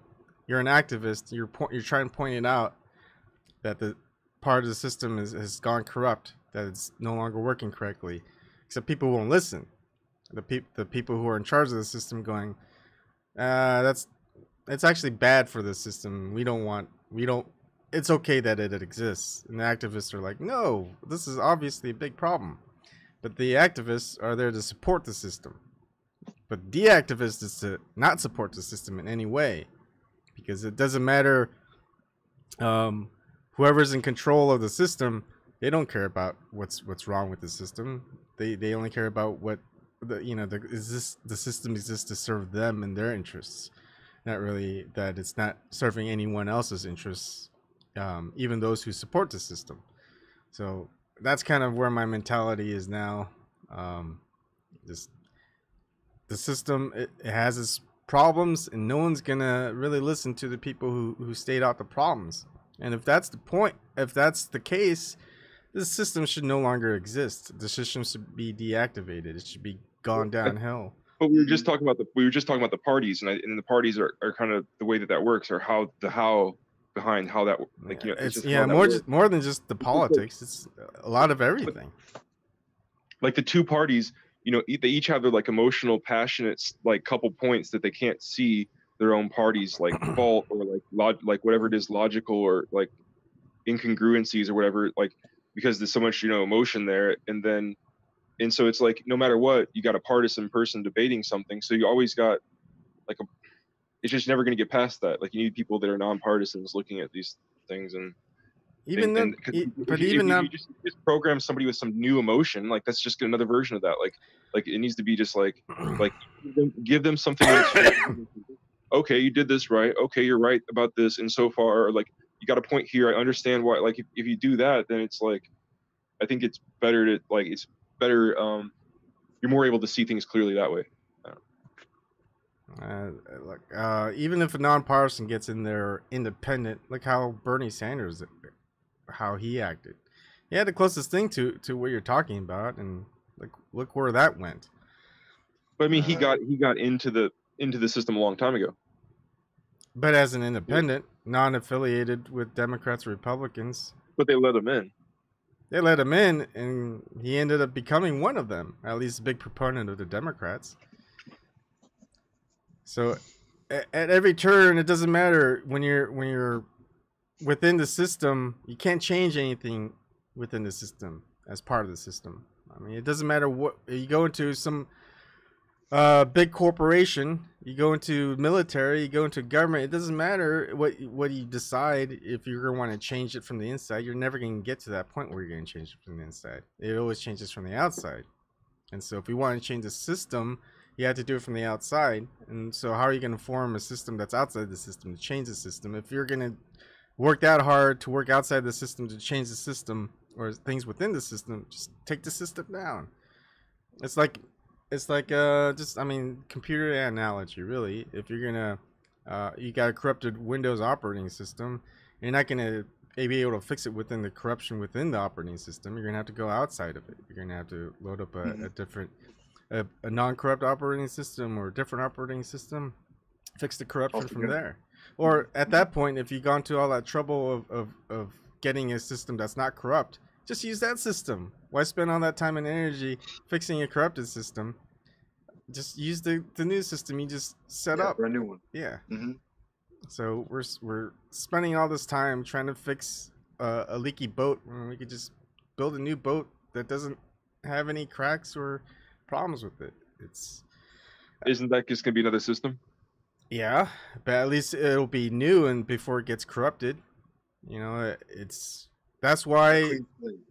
I mean, at least the American the founding fathers kind of knew that one system, one government, one whatever it is that they set forth isn't gonna last indefinitely without problems. That's why that there needs to be some revolution, some a new government kind of being set up to start anew. That way all the congestion, all the problems that existed in the previous ones can be dealt with in the new one.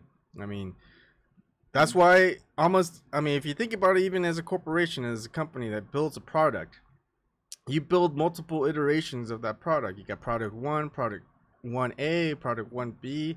You got new product 2.0, which makes better the previous versions, right? So rather than having a new product that's better than the previous version, we're just making minor updates to the ones that has problems, that keeps having problems, that has vulnerabilities, etc. Upgrades. Yeah, upgrades. So why do we keep having these little minor revisions and not having a new product that understands all the flaws of the previous one and just starts anew? I mean, we already know that there's corruption out there within people in power, within politics, and that the representative republic isn't gonna work when you've got 300 or not even that, a couple hundred people representing 300 million people. How is that representative? You can't have like 400 and something people representing 300 million and people are gonna be okay with it. It doesn't work. And the entire premise for the federal government is to limit federal government so that the freedoms of the individual and the public can never be superseded. And that was the whole system, is to form a government that doesn't limit the freedoms of the individual. But now you've got to the point where it's limiting the freedoms of the individual for a government to exist within itself that has power that can't be superseded by the public. No one can do anything about it if the government wants to take you down financially or politically or for whatever reason. It can tax you for whatever it wants without representation. That's what we fought against with the British. So we become British, and everyone in America is like, oh, hey, look, we're British. We like the accent. We love the Queen. We love the whatever. We love Catholicism. We love the Pope. It's like we became the British. It's like, what happened? It's just very ironic. And like if the founding fathers were alive today, they'd be like, what the hell? We had all these people die for this? It's like, this is what we fought against. It's like, I don't know. It's preaching. It's 3 hours and 26 minutes in, and you look tired, Christian. I know you're like tireless, Ben, but I think it's a long stream. I haven't streamed in a while, so sorry about that, but it's okay. Yeah, I've been ready to go to sleep since about an hour ago. Oh, sorry about that. I probably brought up World War Hulk, and then that kind of got you going. You're like, no spoilers. no spoilers, please. Yeah. Oh man, but that is such a good story. I mean, we could dedicate a whole night just talking about that with spoilers. I guess we could, man. I mean, because I don't see anybody in the chat. Like, yeah, it says there's 6 people watching, but I don't see anybody in the chat. Yeah, that's. I mean, 3.5 hours. And we kind of flip flop a lot to different topics, but that's what Open Topic does. But it's late. Yeah, thanks for coming on, Christian. It's nice seeing you and talking with you. Same with you, Ben. Well, of course, I didn't see you, but listening to you. We just got to hang in there and figure things out as they come about. And it's nice talking to people who we kind of agree on something, but maybe eventually we can start talking to people who disagree on stuff and try to find common ground. It doesn't seem to be. It seems to be. We can all agree that coffee needs to be victorious in this upcoming war. War on coffee. I like it because coffee will win. Hopefully, it's not Folgers that we're at war with. We'll put up a hell of a fight. Yeah. All right. Thanks, guys. I'll see you guys later. All right. All right, guys. Good night.